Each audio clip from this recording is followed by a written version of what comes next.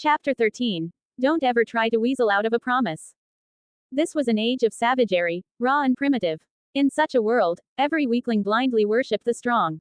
And Thalos. He was undeniably strong. His victories and strategies were solid as mountains. There was no arguing against them. At first, when Bor had been crowned king, many had felt off about it. Sure, Bor was powerful, but what they truly respected was Thalos. Yet Thalos had willingly crowned his father. So no one dared complain. Now, Bor had stepped down. He had yielded the throne with full conviction. All discontent, all uncertainty, vanished. Thalos was a little stunned. He only knew that in the myths, Bor disappeared from history after the war against the giants. But in this life, his cheap old man stepped down that cleanly. No drama, no resistance. He'd even mentally prepared to be a crown prince for 100 years. Guess there was no need for that anymore. After a moment's pause, Thalos accepted. This wasn't a time for modesty. Among the violent Aesir and wild giants, refusing the crown meant you lacked confidence. So he put on the crown of ice without hesitation, then gave a deep bow toward his father. Thank you, father. Bor slapped his shoulder firmly. You earned this, Thalos. I may be stepping down, but I'm not dead yet. If there's a war, don't forget your old man. That confident, battle-hungry look made Thalos feel weird. Sure, Bor could fight. But after Thalos and his brothers had absorbed all that power from Ymir's blood, Bor had become mid-tier at best. Maybe, he could still bully poor dumb Billy a bit. Still, a dependable dad was a rare thing. Thalos nodded solemnly. Don't worry, father. There will be battles yet. Not far away, Odin watched it all, full of envy. But what could he do? He was the middle child. Not the strongest, not the smartest. Unless something happened to Big Brother, the throne was never going to be his. Just then, a voice interrupted the moment. A 20-meter-tall female giant stepped forward and bowed. Respected King of the Aesir, may I speak on behalf of my sisters, about the promise made by King Bor? Bor slapped his forehead. Ah, I almost forgot. I told Loki to pass the word. Rarely did the usually composed Thalos show signs of a facial twitch. Wait, you mean that promise? Yup, that one. The female giant frowned. King, it was you who said your son would father children with us. That's the only reason we turned against our ancestor and joined the Aesir. Yeah, that's right. Several giantesses chimed in. Bor coughed awkwardly. Back then, he thought maybe one or two giantesses might join if he threw out that kind of bait. He never expected dozens to show up. Thalos' left and right eyelids twitched together. Were they beautiful? Yes. They had wild, untamed beauty, perfect proportions, and cleavage that could smother a mountain. Aside from being 10 to 20 meters tall and a bit intense, they weren't bad at all. If he really followed in dear old dad's footsteps and did some tree climbing, maybe life wouldn't be so bad. Bor blushed. Thalos, your mother and I started out like this. Why don't you make do? It's not like you have to marry all of them. Even Bestla joined in, hands on hips. Our Aesir don't have any goddesses yet. If you don't pick some giantesses, who are you going to marry? For the first time since crossing into this world, Thalos was truly cornered. And he knew, there was no way out. This wasn't some advanced society. The Aesir were just a ragtag tribe built on blood and family ties. Why did Loki's family help the Aesir revolt? Because of kinship. Without that blood link, they'd be enemies in a heartbeat. Technically, Thalos could still back out. He could pretend he didn't hear it. He'd never touched a woman in either of his previous lives. And the longer he held onto that ideal, the harder it became to let go. He had this image of some mythical, perfect future love. To sleep with a random giantess. Just for alliance. Thalos couldn't accept it. But then, he saw Odin's smug face. That look that said, go ahead, big bro, ditch the promise, everyone will get used to it eventually. And suddenly, he was pissed. Because if memory served, Odin was ridiculously fertile. If Thalos backed out, and Odin started pumping out a fourth generation of gods, his position as king would get shaky fast. He sighed. Deep down, he'd made his choice. He raised both hands. The female giants immediately fell silent. I am your king now, Thalos said. And I will fulfill my father's promise. I will father children with you. But know this, bearing a child of the king of the Aesir is no simple matter. I will give each of you 3 chances. Whether or not a child is born depends on your fortune. If one is born, they will be 4th generation Aesir, and they will receive a divine seat. Oh. The giantesses screamed with joy. Even Bor and Bestla were grinning ear to ear. Odin and Loki clapped like schoolboys. Some of the more impatient giantesses were ready to get started immediately. And shockingly, Thalos agreed. He led a dozen gorgeous giantesses toward a secluded valley. Odin and Loki actually tried to sneak after him, only to get dragged away by their mothers. Bestla grabbed Odin by the ear. "You're still my baby. Oh www. I'm a full-grown god, mother. Can't you let me have some dignity?" On the other side, Loki was straight up spanking Loki. In the valley, Thalos raised his spear. Then roared like a lion. He charged into battle, facing the most fearsome, aggressive, and terrifying enemies of his life. Dozens of giantesses. But Thalos, he didn't flinch. He fought. He endured. This wasn't just some hedonistic orgy.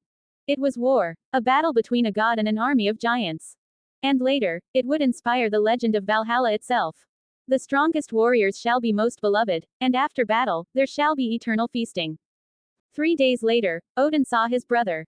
He looked like he'd been stomped on by Ymir himself. Without a word, Odin took off his bear pelt and laid it over Thalos' shoulders.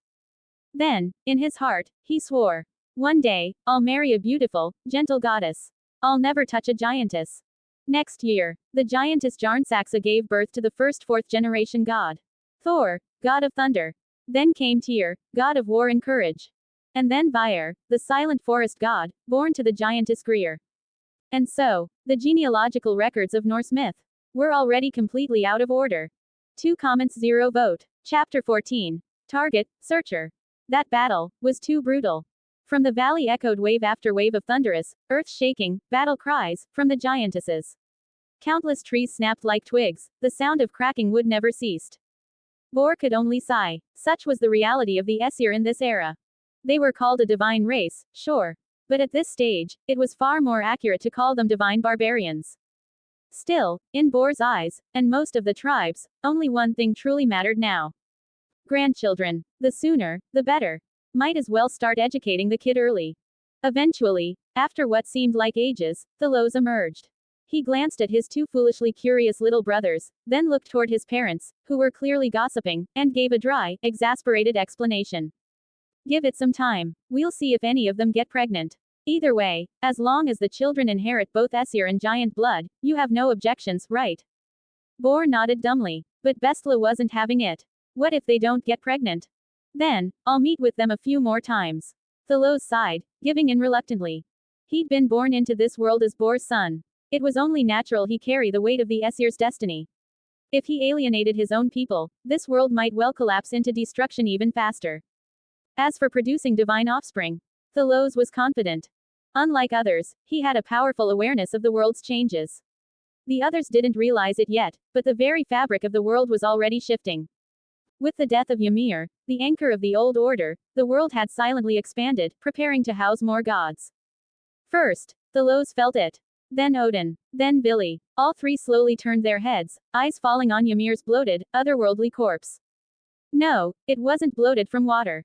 It was pulsing, expanding and contracting with a rhythmic energy, like waves gently brushing a reef. They could all feel it.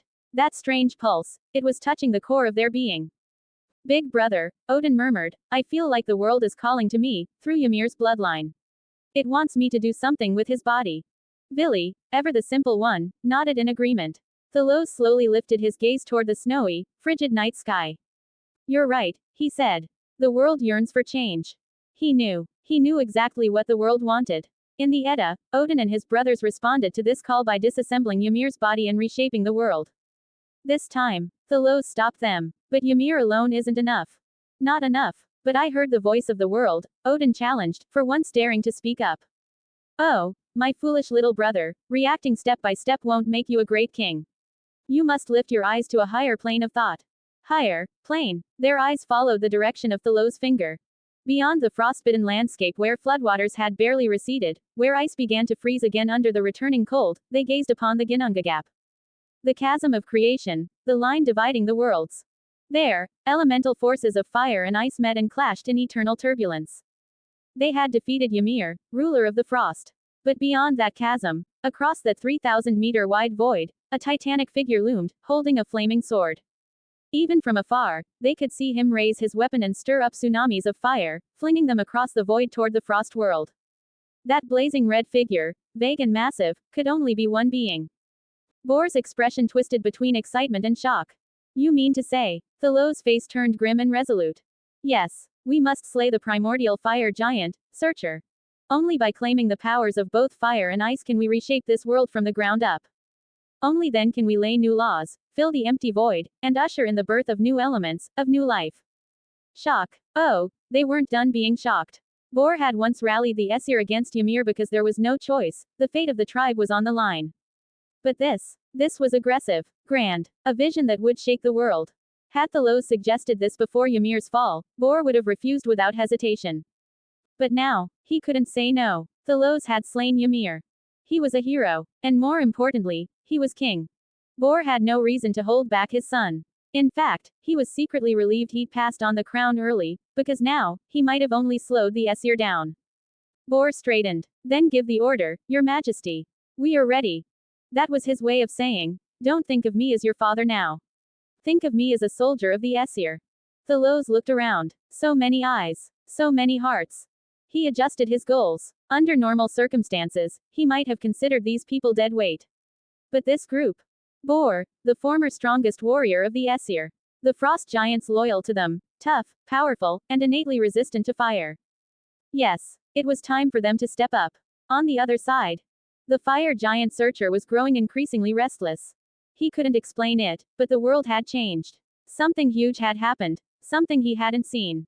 The cruel frost winds that once bit at him had ceased. The great cold had melted into a flood that poured into the Ginnunga Gap. The abyss echoed with Searcher's furious roars, but this time, no wind answered. No icy wrath from his eternal rival. No response from Ymir. More than that, he felt the world rejecting him. Once, Ymir and Searcher were the two pillars of balance, ice and fire. They drew strength from the world, but also blocked its growth. Prevented new laws. Held chaos at bay. But now, Ymir was gone, and the world was starting to turn against him. Something new was coming, something from the other side of the chasm. And with every breath, every heartbeat, Searcher could feel it. The pulse of fate, the march of destiny, and the end of his reign. 1 comments 0 vote. Chapter 15. This is the will of the world. Rumble, rumble, rumble. A thunderous roar came from across the frost world, shaking the scorched, lava-ridden ground beneath Searcher's feet. The sky above his fiery domain quivered. It was clear, something terrifying was pushing the moisture lingering over Ginnunga Gap to move again, swelling toward the land of flame. The increasingly distinct sound felt less like a natural phenomenon and more like the roar of a world-class beast, and it was approaching fast. When Searcher finally saw what was making that earth-splitting noise, his magma-slick jaw dropped wide open. It was a wave towering to the heavens. Not a metaphor, a literal tsunami thousands of meters high, rising from the lava-blackened earth, soaring to pierce the sky and crash into the very clouds themselves. In its shadow, the fire realm dimmed for the first time in eons. You think you can drown my kingdom with water? No, I don't care who you are, I won't allow it. The primordial fire giant's body expanded in an instant. Bigger, and bigger, and bigger. Within mere breaths, his head was level with the highest volcano in the realm, over 500 meters tall. His weapon, the flame demon sword, stretched absurdly long, its burning edge slicing a gaping hole through the clouds. With a bellow, Searcher swung his blade, unleashing a catastrophic arc of fire. As if 1,000 volcanoes erupted at once. A fireball, over a kilometer in diameter, shot from the blade's edge and slammed into the monstrous wave. Even the fireball's launch cast the entire battlefield in a blinding red hue. Seconds later, the wave split open with a deafening hiss. Blinding white light surged from the gap, along with billowing steam thick enough to form a new realm of mist. On the distant ridge, Thalos watched, his heart calm. Yes, Searcher was stronger than Ymir. Unlike the brute force of the frost giant, Searcher wielded his realm's power with control. Every strike wasn't just muscle, it was calculated, like he had access to the very core of fire itself. Under normal circumstances, not even Thalos, who had absorbed nearly all of Ymir's blood, could stand against him. But this time, Thalos had help. From the world itself. The world was like a chick cracking through its shell for the first time. It had no self-awareness yet, just instinctual hunger. While still sealed, not even a fly could enter. But once it started to hatch, nothing could stop it, not until a new world was fully born. To the giants watching, Thalos raised both hands and gently pushed, and the tsunami obeyed. They believed their new god king to be omnipotent. In truth, Thalos was just helping the tide along. Anyone who'd absorbed Ymir's blood could have done it. They didn't understand. So Thalos' divine image only grew larger. Across the battlefield, Searcher's mighty strike had failed. Furious and confused, the fire giant didn't realize it was the world denying him access to more power. All he saw was an infuriating opponent, unfathomably strong. He inhaled. The air trembled. Who knew how many millions of cubic meters of oxygen vanished into his chest? Searcher's form swelled again. This time, he passed the 1,000-meter mark. He marched forward, blade overhead, and smashed it into the wave. At last, the tsunami shattered. Rain poured down in sheets across the flame realm. Even so, many of the clouds had their rain vaporized instantly by the sheer heat of his body. But just as Searcher dared to believe he'd succeeded, a massive ice spear burst from behind the collapsing wave. SSSSSHHHH. At this size, his defense had dropped. The cold on the spear was so condensed that it punched through his flaming chest without resistance. Frost bloomed from the wound, bursting like an ancient art of metalwork, like the molten sparks of a blacksmith's hammer striking steel. Searcher howled in agony. Before he could counterattack, more spears rained down. Dozens. Then hundreds. He was turned into a pincushion of frost, each lance a conduit for the ice world's elemental will. The cold was pouring into him, ravaging him from the inside. Below, his fire giants surged toward him. My lord. But as they rushed forward, the sky collapsed. This wasn't rain. It was a flood. Rivers of water slammed down from above. With weights measured in tens of thousands of tons, it crushed the battlefield like avalanches from heaven. Even with skin like molten iron, the fire giants perished in seconds. Searcher saw it, and his vision nearly went black. You dare harm my children? Oh, terribly sorry about that, Thalos said calmly. This was the reality. Divine warfare would always bring collateral damage. These fire giants, though immense to mortal eyes, were nothing to the world's power. Through the storm and fire, Searcher finally saw him. That tiny insect, barely 30 meters tall. But Searcher himself wasn't doing much better. The world had cut off his connection. He shrank. Fast. From 1,000 meters down to less than 200. And still decreasing, as rain pounded his weakened frame. Then the waterfall burst apart. And out leapt dozens of ice men, only 20 meters tall. Vor, Odin, Vili, and the frost giants loyal to the Aesir. They raised their giant, sharpened spears. And hurled. The spears pierced Searcher like paper, erupting frost from his back. Aaaaaaaaaaaah! He screamed. Normally, these weapons couldn't hurt him. But Thalos had laced each one with the purest frost magic. For Searcher, each spear was poison. How dare you? He bellowed. Thalos narrowed his eyes. Searcher, this is the will of the world. I never intended to kill you. If you surrender, die. Typical fire giant. Anger first, never reason. Then so be it. He would have let him live. But if the world itself offers you a weapon, you don't say no. Above, the once red sky turned white. Clouds shuddered, pulled apart. And from the gap, a single beam of divine white descended. Boom. A pure white pillar of ice, over a kilometer long, plunged down from the heavens. It struck like a divine fork, skewering Searcher through the skull, nailing him to the earth. With that, the final obstacle to reshaping the world was gone. Blank. If you support me with power stones, I'll be able to release more chapters. 1 comments 0 vote. Chapter 16. I shall hear. I shall judge. I shall fulfill. Long live the God King. Gods and giants alike raised their arms, shouting in wild, unrestrained celebration that echoed across the heavens. What a feat! Their God King had vanquished 2 primordial giants, Ymir and Searcher, back to back. From this day forward, the Aesir's dominance over this world would be unshakable. In their hearts surged not only fervent devotion but a mysterious resonance with the very fabric of the world. As the cheers died down, one after another, they raised their heads and looked to the 4 corners of the world. Just moments ago, this land had been consumed by the chaotic clash of ice and fire. Now, it was eerily silent. The howling winds ceased. The boiling lava cooled. From the heavens, a divine and unfamiliar force descended, cloaking the land in stillness. The entire world of Ginnungagap seemed to kneel in reverence before God King Thalos. Thalos widened his eyes and looked around. The divine light in his pupils surpassed the boundaries of space. Just as he began contemplating how to shape this newborn space carved from chaos, everyone, god and giant alike, sensed it. The laws of the world were changing. Familiar things were vanishing under the command of the world's will, while something entirely new was preparing to descend. No one questioned it. This was the doing of their sovereign, their almighty King Thalos, who was about to reshape the cosmos and redefine the law of all existence. As they watched him, worship and awe etched into every expression, Thalos couldn't help but feel a quiet reflection rise in his heart. So many crossroads. So many decisions. Only those who choose correctly at each turning point can arrive at a moment like this. The world's blessing was not something any ordinary being could withstand. What he was about to do, rebuild the world, was something that not even a god 100 or 1,000 times stronger than him could do afterward. A world can only be reshaped once, during the chaotic expansion that follows its creation. Once formed and stabilized, it could never be altered again, not until the very end of its life.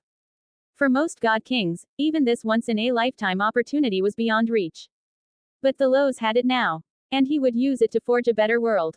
With the world's temporary blessing, his divine form grew, larger and larger, until in the blink of an eye, he was over 100 meters tall. Below him, gods and giants instinctively fell to their knees, bowing their proud heads. Even the small flame elemental creatures roaming the charred plains fled at first, but as Thalos' gaze swept over them, they too froze, prostrating before the god king of the Aesir.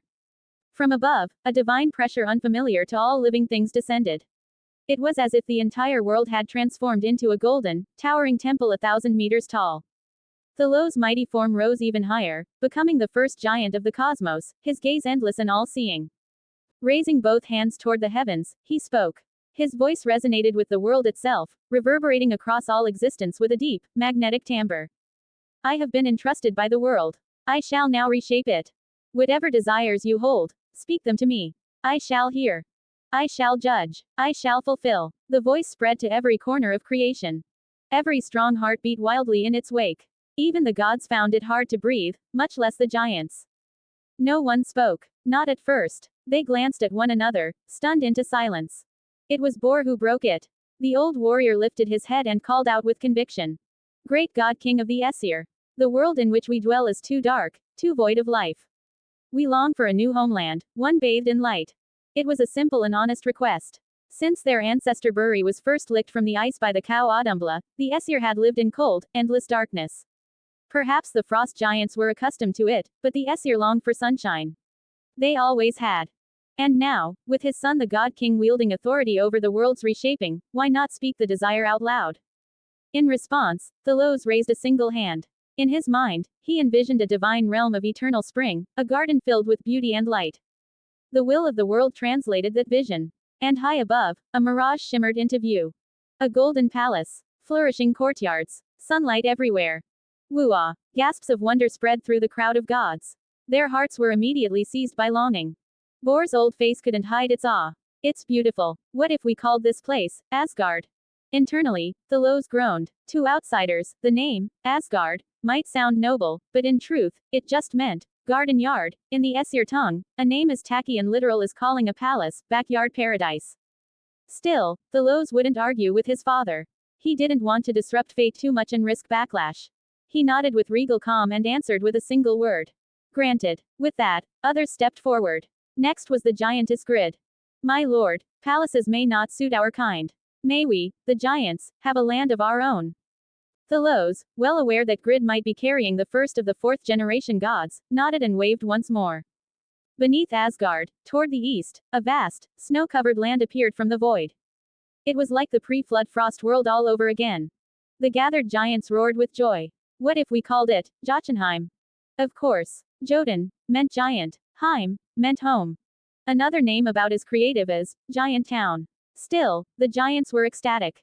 Thalos held back his eye roll and answered again. Granted. Next came his mother, Bestla. Could Jotunheim be made larger? Surely other frost giants survived. Not all males were our enemies. Indeed, she was referring not only to Laufey's husband, but to other neutral giants, like her brother, who would one day be known as Mimir, the giant of wisdom, and even their father, Burson, a direct descendant of Ymir. Granted. With another shimmer, Jotunheim expanded even farther.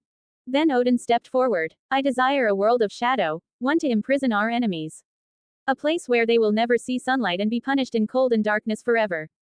He was quite proud of the idea. He thought for sure this time his big brother wouldn't scold him. But as always, my foolish little brother, the familiar phrase made Odin wince.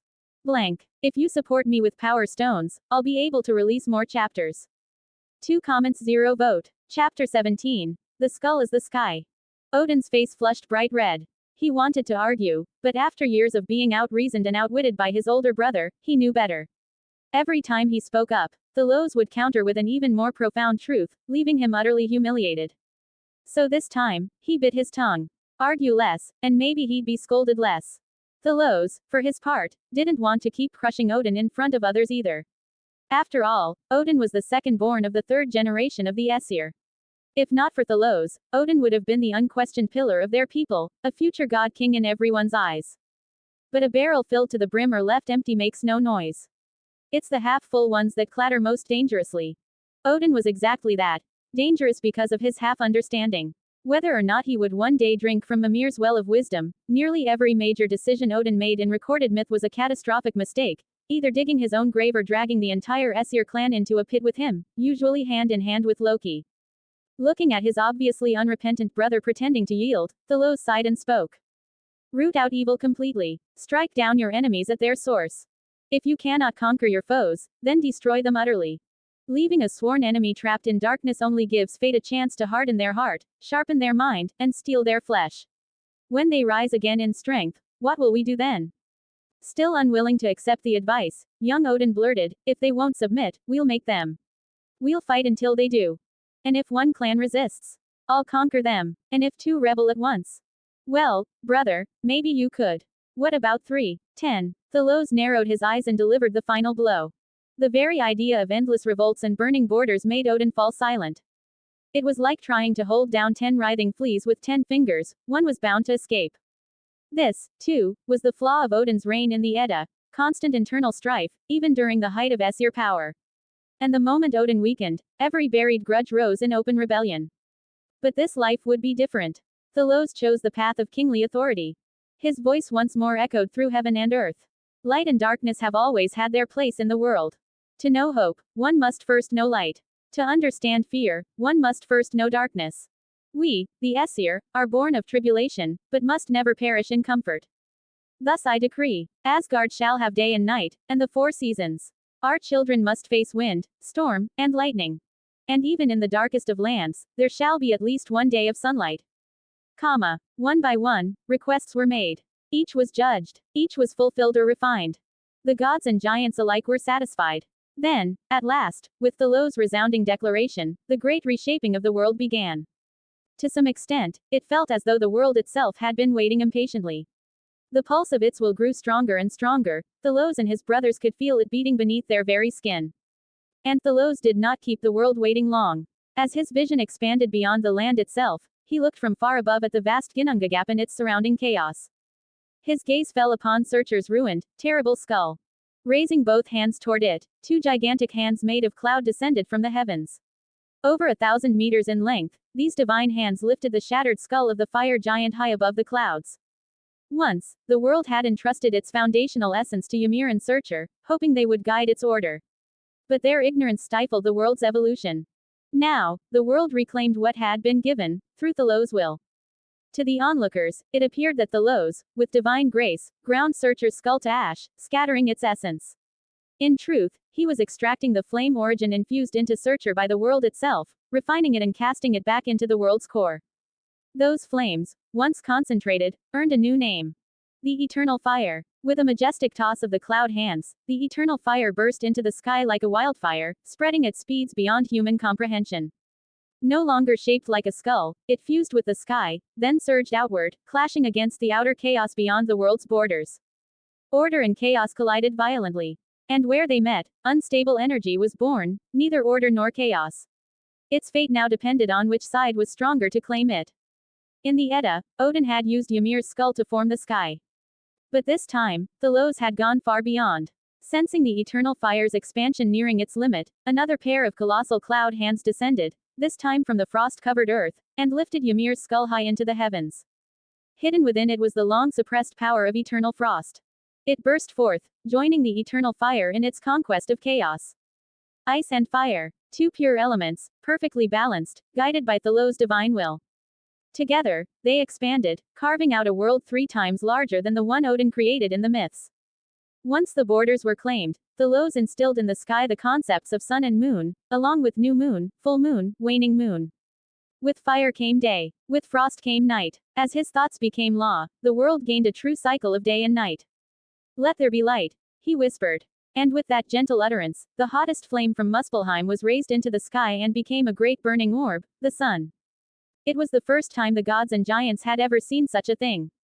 Not just light, but gentle, warm, soothing light. Thalos' voice followed. Light is day, darkness is night. I now proclaim, this is the dawn of the first day.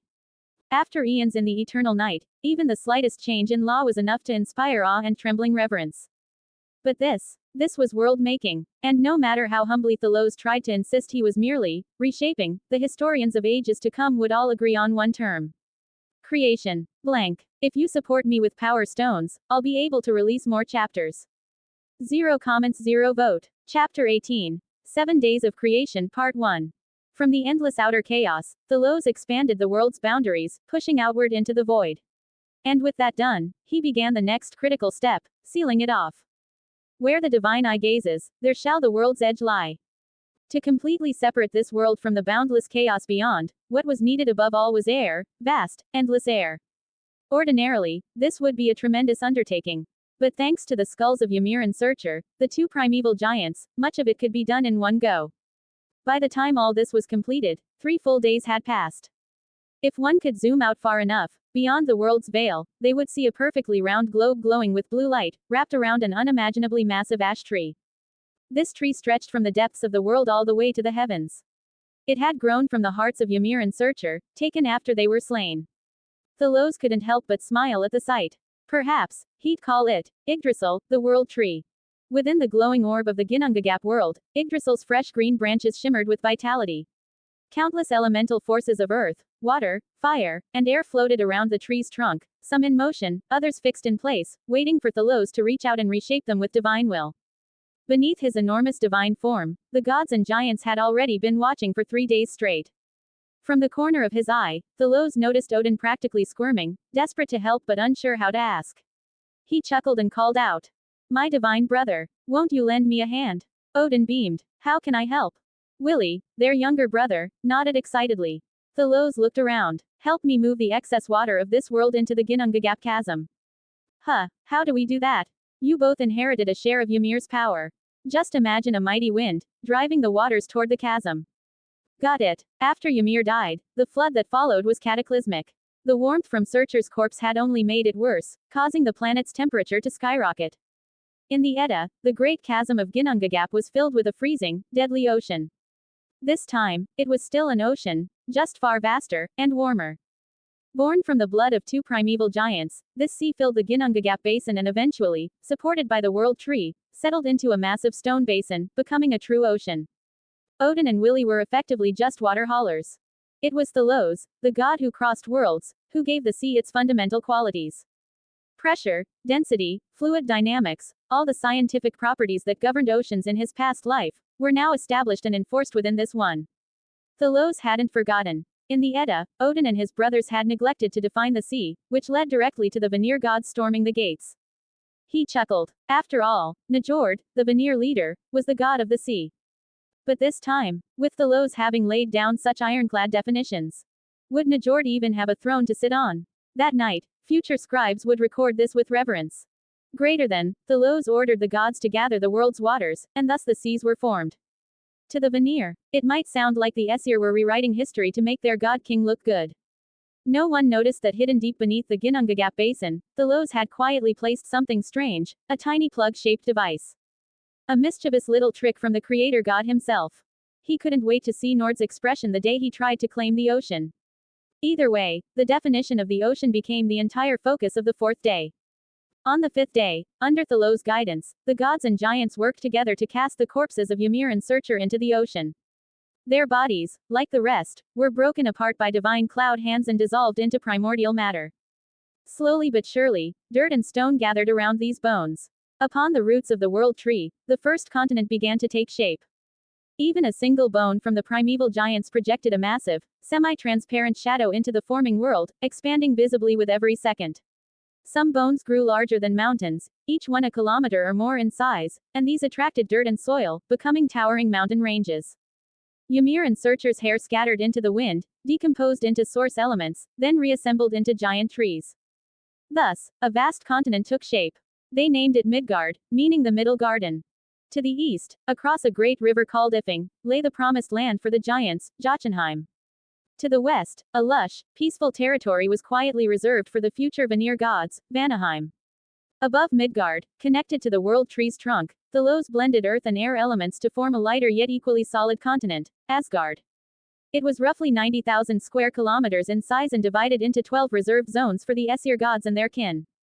Just below Asgard, a slightly lower layer would be reserved for the light elves, Alfheim. As for the roots of the world tree, 4 realms were anchored there. Svartalheim, home to dwarves and gnomes. Helheim, the cold, misty realm of the dead. Niflheim, the primitive land of eternal fog. Muspelheim, the lawless fire realm, now leaderless after Searcher's fall. In the Edda, Odin had taken the easy path, lumping similar elements together.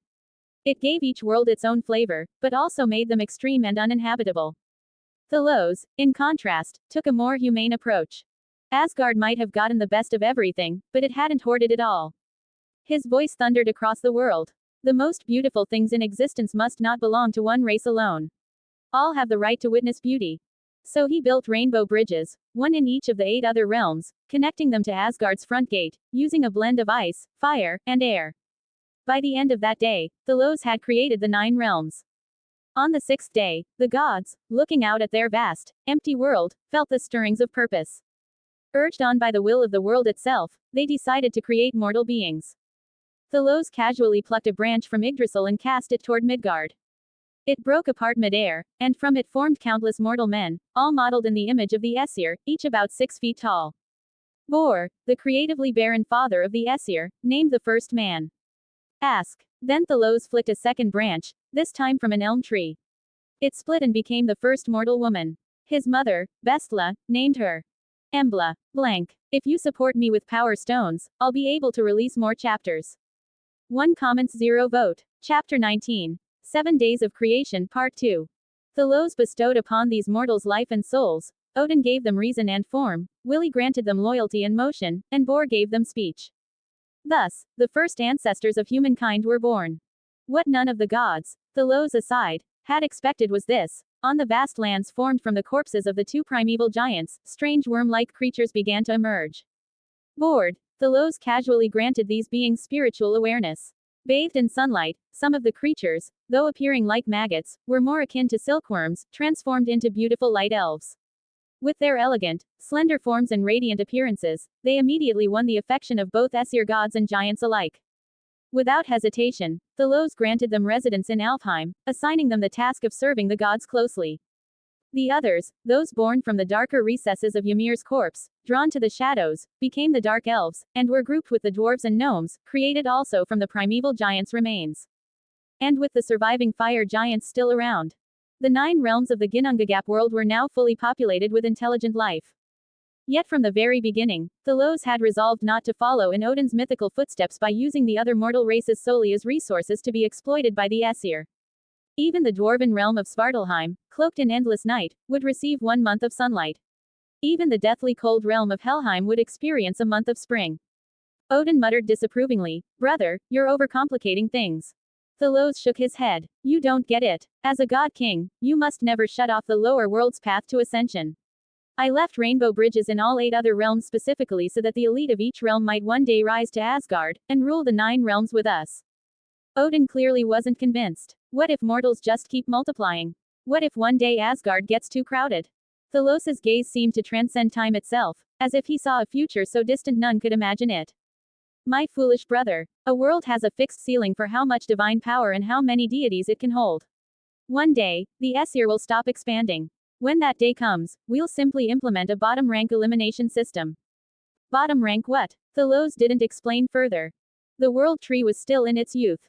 During this phase of expansion, the pie could always grow larger. But where there is life, there is also death. Thalos suspected that Yggdrasil might carry a built-in destruction protocol. If that day ever arrived, and he didn't want to be swallowed along with everyone else in Ragnarok, he'd probably have no choice but to invade the unknown world beyond. Before that time, maintaining relative unity among the 9 realms was vital. As the sixth day gave way to the dawn of the seventh, the sun rose again. On the seventh day, Thalos and the gods felt exhausted. Truly, there was nothing left to be done. Thalos and his brothers could clearly feel the world's will reclaiming their right to shape it. The Aesir had already rewritten this world from top to bottom. If anything had remained untouched, it was the colossal primordial cow, Aumbla. Thalos's eyes pierced space, gazing at the cow now relocated to Jotunheim. It was the size of a stadium holding 50,000 people. Its movements were repetitive and mindless, endlessly extending and retracting a tongue large enough to swallow an Aesir whole, as it licked at the ice-covered ground. To Odin, this ridiculous cow was simply a joke. PFF'd. What's so special about Aumbla? It could lick for 10,000 years and still find nothing new. Thalos, however, couldn't laugh. He shook his head. No, it licked Ymir into being, and then our ancestor Buri. That means you can never know what it might lick out next. Assign some people. I want it watched. If it ever licks out something new, I want to know immediately. Fine, you're the God King. Your call. Odin wasn't convinced. But Thalos knew all too well. That cow, without regard for friend or foe, was very likely to soon start licking out new frost giants, mountain giants, and most crucially, the Vanir gods. Thalos couldn't be sure how the Vanir came to the Ginnungagap world. In the Edda, both mythic and prose versions differ. Some claim they were licked out by Aumbla, others say they simply migrated here inexplicably. Either way, their arrival would mark the beginning of a long and brutal war with the Aesir. But that was for the future. For now, after 6 days of tireless creation, the 9 realms stood complete, harmonious, teeming with life. Thalos withdrew his gaze and reviewed everything once more, mentally checking for any unlaid traps or missing pieces. When he was sure there were none, he finally smiled. On the 7th day, we rest. Thus, the 7th day became Sunday, the world's day of rest. The weary Thalos made to return to Asgard, the divine realm set aside for himself and the Aesir. But the moment he took that first step across the sky, every intelligent being in the 9 realms felt their hearts skip a beat. The Creator had completed his work, and now retired. That connection between their lives and their God, that deepest thread tied to soul and spirit, quivered like a stone cast into a still lake. All across the realms, the people looked upward, their faces turned toward where Thalos stood. Somehow, beyond the limits of sight, they could all see him, his radiant figure glowing like the rising sun, ascending the rainbow bridge, stepping into the heavens. No one had taught them. Yet in perfect unison, they began to chant prayers. Even knowing that the great Aesir god king, Thalos Borson, might never respond, they still fell into a shared, joyful dream. And in that moment of silent rapture, they heard his promise. Those who serve the Aesir with loyalty shall ascend to Asgard and share in our immortality and joy.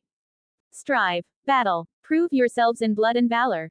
Then rise across the rainbow bridge. With that solemn decree, they saw him become a streak of divine light, like a rising sun blazing across the world, illuminating all 9 realms before settling in the divine halls of Asgard. And in one mighty wave, every being in the 9 realms dropped to their knees. The motion was so unified, it looked like rippling waves. Overwhelmed with awe and reverence, and using the language gifted to them by Bor himself, they spoke their first words in life. We obey the command of the God King. Blank. If you support me with power stones, I'll be able to release more chapters. 1 comments 0 vote. Chapter 20. Asgard. The world, as it turns out, was nothing more than a colossal makeshift troupe. Thalos never expected this statement to hold true, universally. In the eyes of mortals, the god King Thalos, having returned to the divine realm of Asgard after creating the world, should be living a life of unparalleled bliss. What they could never imagine was that beneath the clear blue skies of Asgard, a bunch of gods and giants were gathered, discussing utterly humiliating topics. Let's just build a longhouse. With weather this nice, maybe we can use less thatch on the roof. The walls could be thinner too. Not bad. Settled then. Upon hearing this, Thalos nearly blacked out. In a way, the longhouse was a patented invention of Bor's. The main structural elements of a longhouse were large wooden pillars, deeply embedded in the ground to provide a solid foundation. The walls were typically made from wattle or interwoven wooden rods coated with a mixture of mud and straw. The roofs were covered in thatch or sod. Occasionally, when a roof collapsed or leaked snowmelt, Bor would casually toss a giant animal hide over the hole until the blizzard ended. The design was extremely simple, rectangular, with a central hearth or fire pit. Longhouses had no windows, though some small vents near the roof allowed smoke to escape. The entrance was usually at one or both ends of the house. This second-generation Aesir god's personal longhouse wasn't much different from a Viking version, except it was 10 times bigger, towering at 50 meters tall. Otherwise, Bestla couldn't even fit inside. Fortunately, this time, Bor's ridiculous idea was shut down before Thalos even had to speak. By Odin, no less. Father, I object, Odin said loudly. After glancing nervously at Thalos and seeing he wasn't immediately furious, he dared to continue, as if throwing himself to the wolves. We Aesir are the rulers of the 9 realms. If we're still living in houses like this, what's the point of ruling the world? Thalos stroked his chin. He had to admit, for once, Odin made sense. Seeing that Thalos didn't oppose him, Odin grew bolder, waving his arms with passion as he rallied the others. Think about it. If a mortal achieves great feats, dreaming of ascending to Asgard to serve the gods, only to see our homes look just like theirs but bigger, won't they be disappointed? That would tarnish our divine prestige. Thalos thought to himself. Sure enough, when it comes to extravagance, Odin never disappoints. He smiled. So tell me, Odin, in your opinion, what kind of palace should I build? It must not only be huge, but also dazzling. Blinding. Something so breathtaking that the moment a mortal sets foot in Asgard, they can't tear their eyes away. As Odin's gaze swept across the divine plane, he naturally spotted the mountain of gold Thalos had, accidentally, placed during world creation. The mountain, over 80% pure gold, would have taken untold manpower and resources to gather had Thalos not gathered it on a whim. Eyes lighting up, Odin pointed eagerly. I think gold is perfect. Thalos clapped his hands in praise. Oh, my dear brother, you've finally come up with a good idea. He was strict with Odin when necessary, but when his brother did something right, Thalos never hesitated to encourage him. Otherwise, Odin would spiral into insecurity and one day explode. And Thalos had zero interest in adding Odin to his long list of world-level threats. His praise worked wonders. Odin beamed with joy. Haha, I knew my ideas were bound to be useful. Beside him, Willie grinned foolishly. Bor, meanwhile, made a humble request. Thalos, I don't object to whatever you build. But don't forget whose corpses we stand upon as rulers of this world. Thalos nodded slightly. Ymir and Surtur will contribute to the palace as well. With the general direction settled, Thalos left the details to the professionals. No way he'd let these muscle-brained beings dictate the architecture. From the lower realms, he summoned 9,999 craftsmen of all races, and had giants assist. After a full year, 3 magnificent buildings now stood atop Asgard's highest mountain. When mortals crossed the Rainbow Bridge into Asgard, the first thing they saw was the Golden Palace. From afar, it appeared to float in the sky, but in truth, its towering staircase was simply hidden by the clouds around the peak. A 300-meter-tall palace, supported internally by the same ash wood as the World Tree. Each beam was plated in 10 centimeters of gold, giving it the appearance of a golden pipe organ shaped like a low, wide pyramid. Through the 50-meter-tall pure gold gates, visitors would first behold a grand central hall with a 100-meter-high ceiling. Even with 100 giants drinking and feasting inside, it would never feel crowded. Currently, only a few thrones occupied the space, seats for the Aesir gods, and a handful of honored giants. Enormous silver braziers hung from the vaulted ceiling, each filled with Surtur's blood essence. These self-burning flames would last 100 years before going out, and could be recharged at Muspelheim. Thanks to this everlasting fire, the palace interior was always as bright as day. The surrounding walls, forged entirely from gold, would in time be carved with bas-reliefs, depicting Thalos' slaying of the 2 primeval giants, and future wars worthy of legend. This dazzling palace was the fabled Gladsheim, known simply as the Golden Hall, the Aesir's primary council chamber. To the right stood the Silver Hall, where Thalos would place his throne. And to the left, Valhalla, the hall where mortal warriors would be selected as Einherjar. Its rafters hung with spear shafts, its rooftop tiled with giant-sized, gold-edged shields.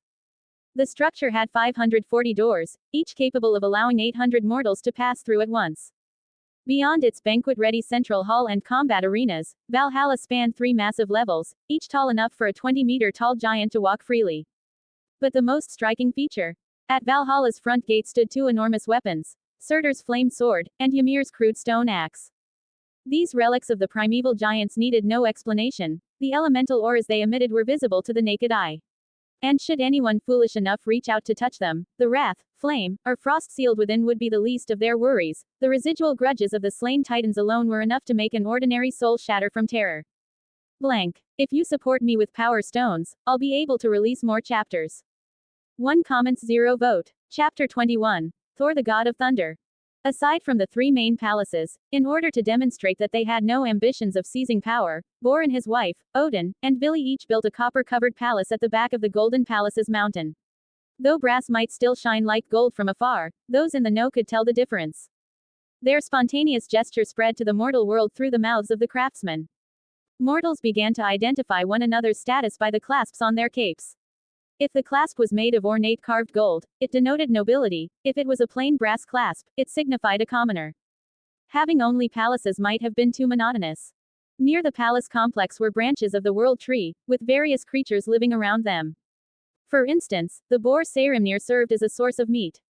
Every day, Chef Andrimnir would use the magical cauldron, Eldrimnir, to cook it, and every night, Brother Boar would resurrect on the spot. The stag Aekernir and the goat Hiren stood on the mountain slopes beside Valhalla, eating leaves from the tree of Larar. Hiren's milk was unmatched mead and could fill a giant-sized barrel, while Aekernir's antlers would drip dew into the spring of Ergelmir. There was also a rooster named Gullincambi living on the roof. For now, it seemed ordinary, but according to prophecy, when it crowed, it would mark the beginning of Ragnarok.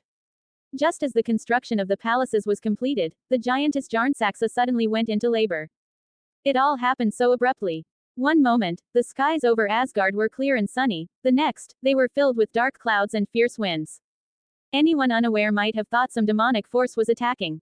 Whether it was the craftsmen at work, the giants feasting, or the Aesir gods engaged in other matters, all were alarmed by this sudden change. One after another, they rushed out of their buildings, only to witness a bizarre scene. The rest of Asgard remained calm and sunny, except above the rear hall of the Silver Hall where Jarnsaxa resided. There, layer upon layer of thunderclouds had amassed. The wind stopped moving, and every leaf on the branches of the world tree drooped. It was as if rain was about to fall, yet not a single drop came down. The world fell into silence, broken only by the increasingly thunderous rumble that echoed across all of Asgard. Thalos spread his perception and found that over the sea of elements, all other elemental forces had retreated. Only the thunderous power of the wind element was exceptionally active. The Aesir gods could clearly sense that the laws above the Silver Hall were shifting, as laws unrelated to thunder consciously gave way. This was the will of the world making room for a new god to descend. Soon, the overwhelming power of thunder and lightning began to dominate the sky, even attempting to encroach on domains it shouldn't have touched. Interestingly, when some of this thunderous power brushed against Thalos's domain, it quickly withdrew and, in elemental language, expressed reverence and submission. Thalos widened his eyes, his deep gaze transcending time and space. In that moment, he understood. When Jarnsaxa's belly began to swell, he still hadn't known what kind of child she would bear. But now it was clear he needn't have wondered. This was the world will's instinctive choice. The world of Ginnungagap needed a god of thunder. Whose son the god of thunder was didn't matter to the world. Thalos was the god king, so he was the father. Not long after, Bestla, playing the role of midwife, finally emerged, holding a newborn child 2 meters tall and weighing at least 200 pounds. Yes, just born, 200 pounds. Still a child. The sight made Thalos twitch at the corner of his eye. But considering the child's mother was a female giant over 20 meters tall, about 7 stories high, it was not entirely unreasonable. Compared to the stunned faces of Bor, Odin, and Vili, Bestla reacted quite naturally. This was the Aesir's first 4th-generation god. Driven by instinct for survival and reproduction, the newly promoted grandmother Bestla couldn't stop smiling. She might not care whether her son was god king, but she certainly cared whether he had offspring.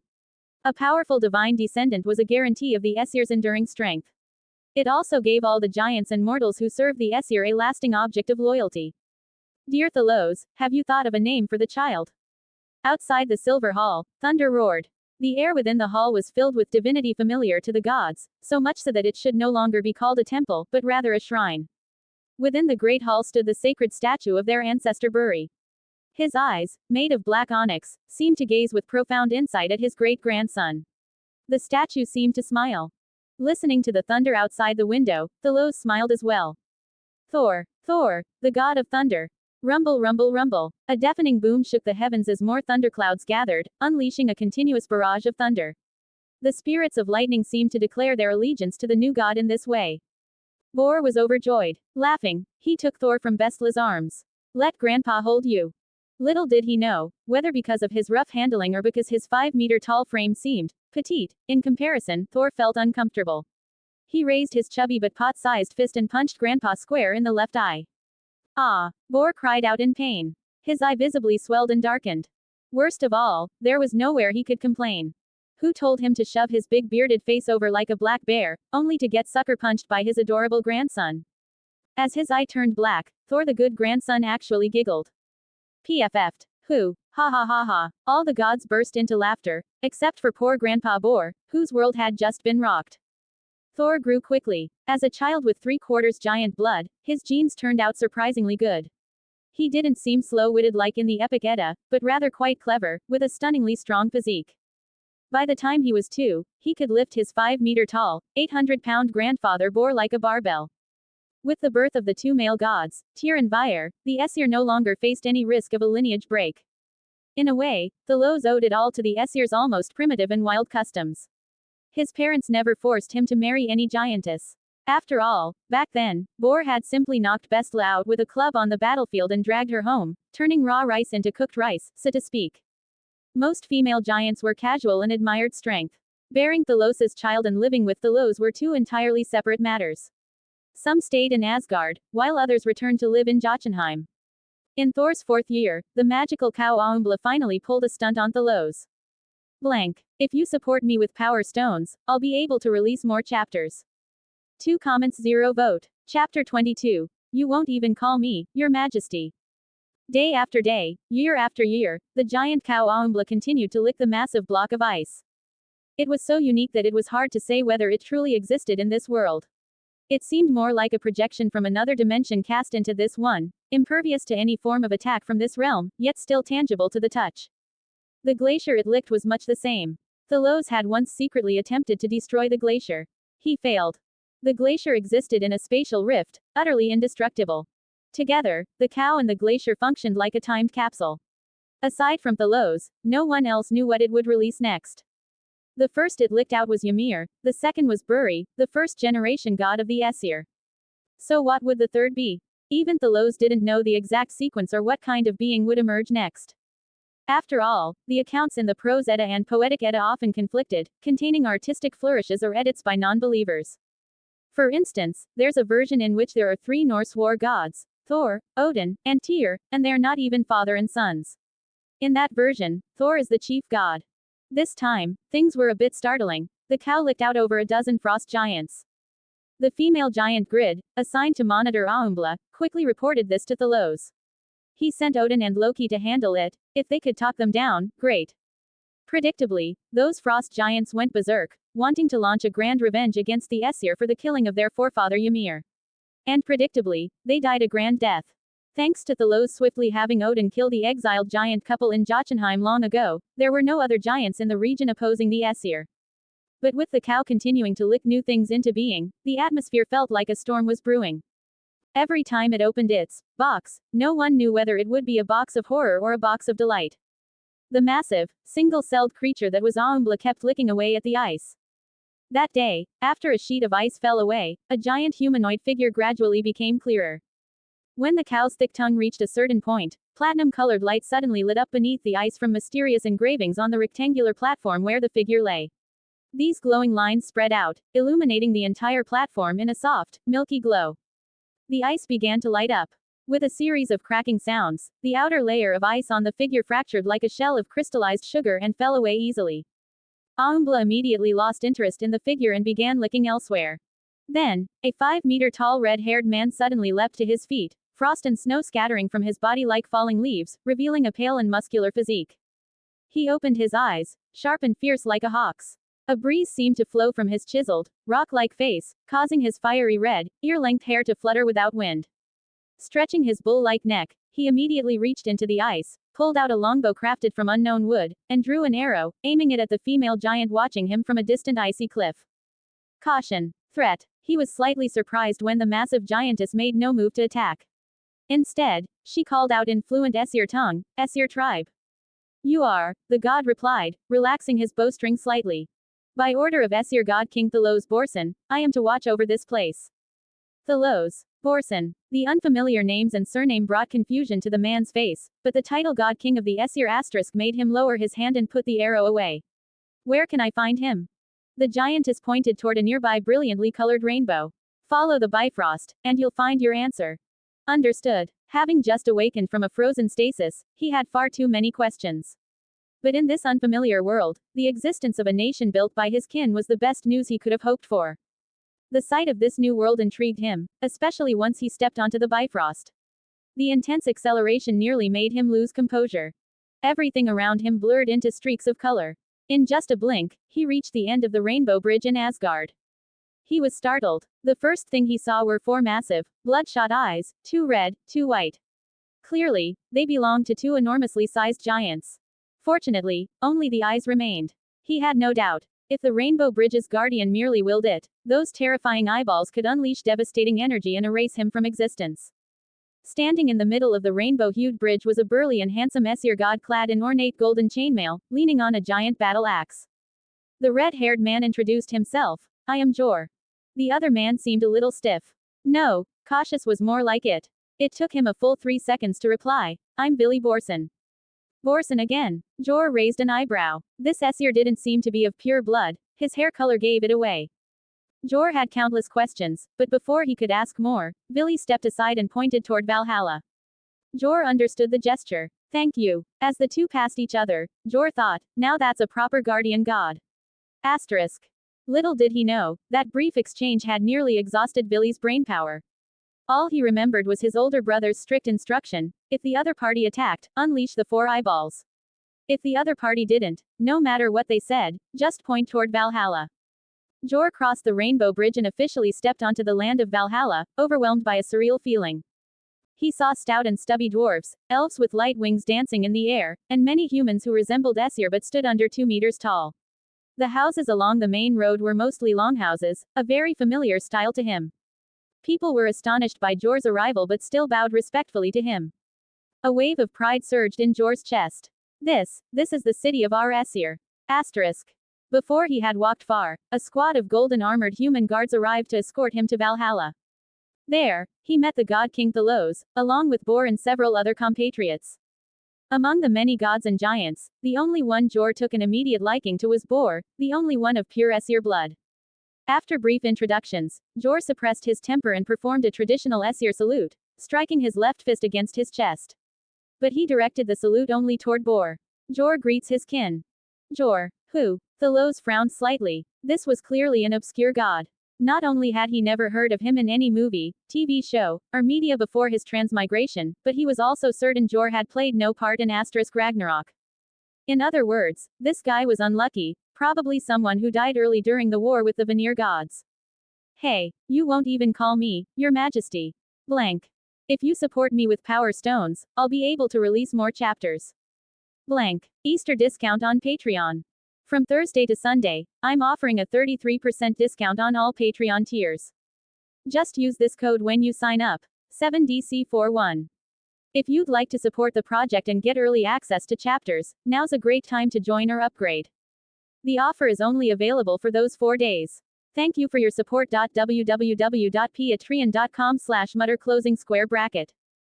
3 comments 0 vote. Chapter 23. My son is 4 and can really fight. How do you offend everyone in a grand hall with a single sentence?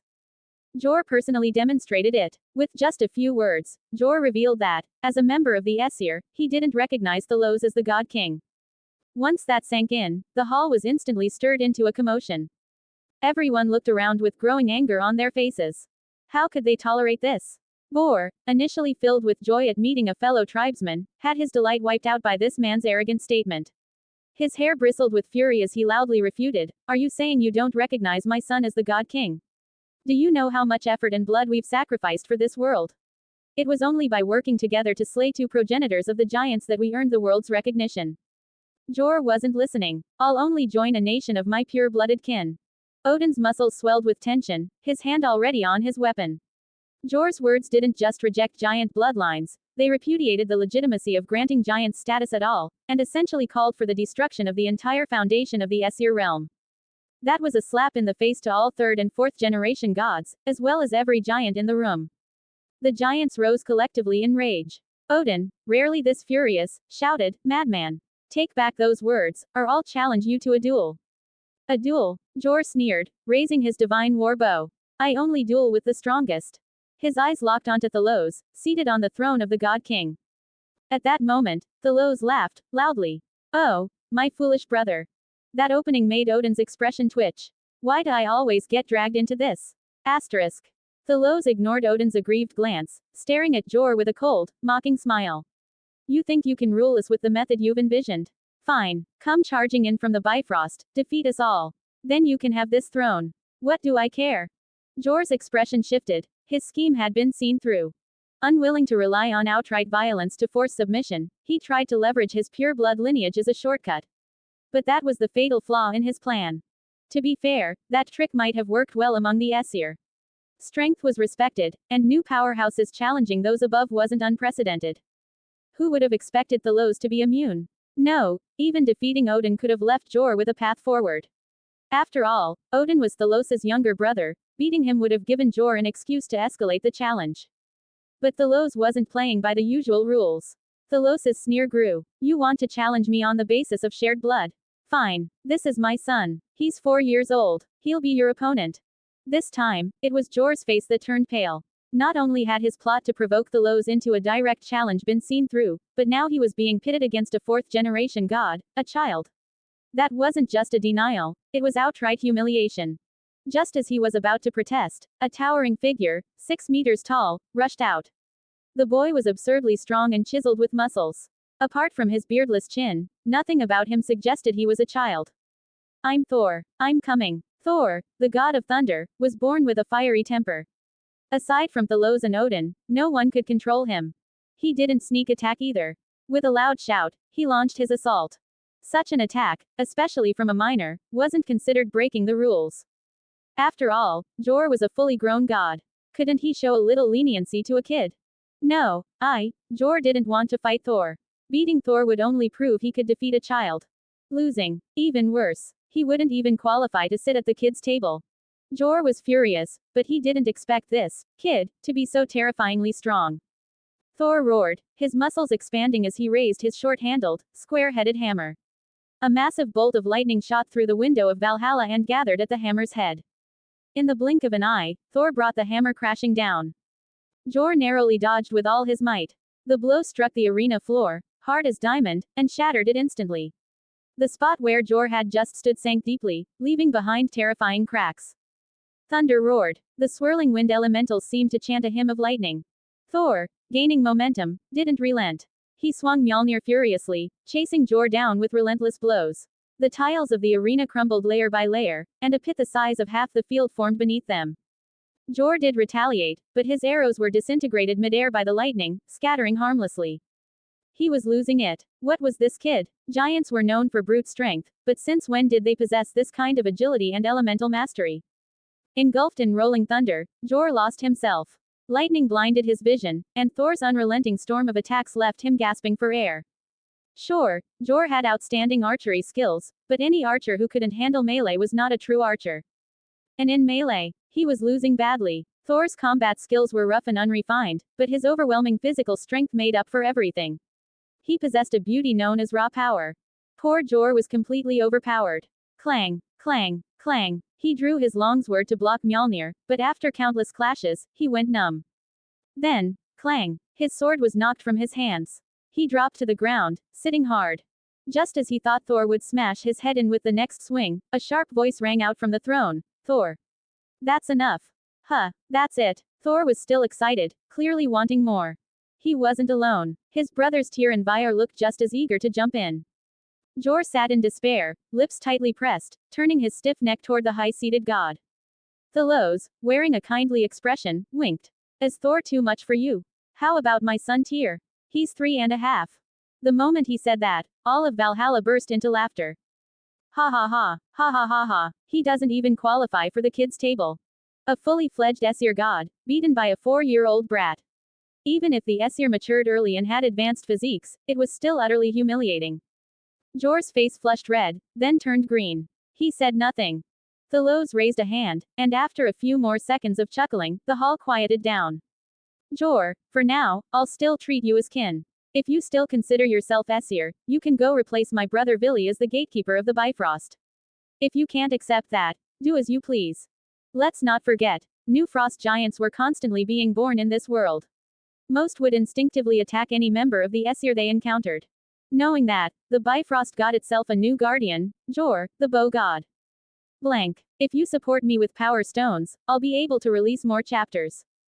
Blank. Easter discount on Patreon. From Thursday to Sunday, I'm offering a 33% discount on all Patreon tiers. Just use this code when you sign up. 7DC41. If you'd like to support the project and get early access to chapters, now's a great time to join or upgrade. The offer is only available for those 4 days. Thank you for your support. www.patreon.com/mutter closing square bracket. +50 power stones equals +1 extra chapter. 0 comments, 0 vote.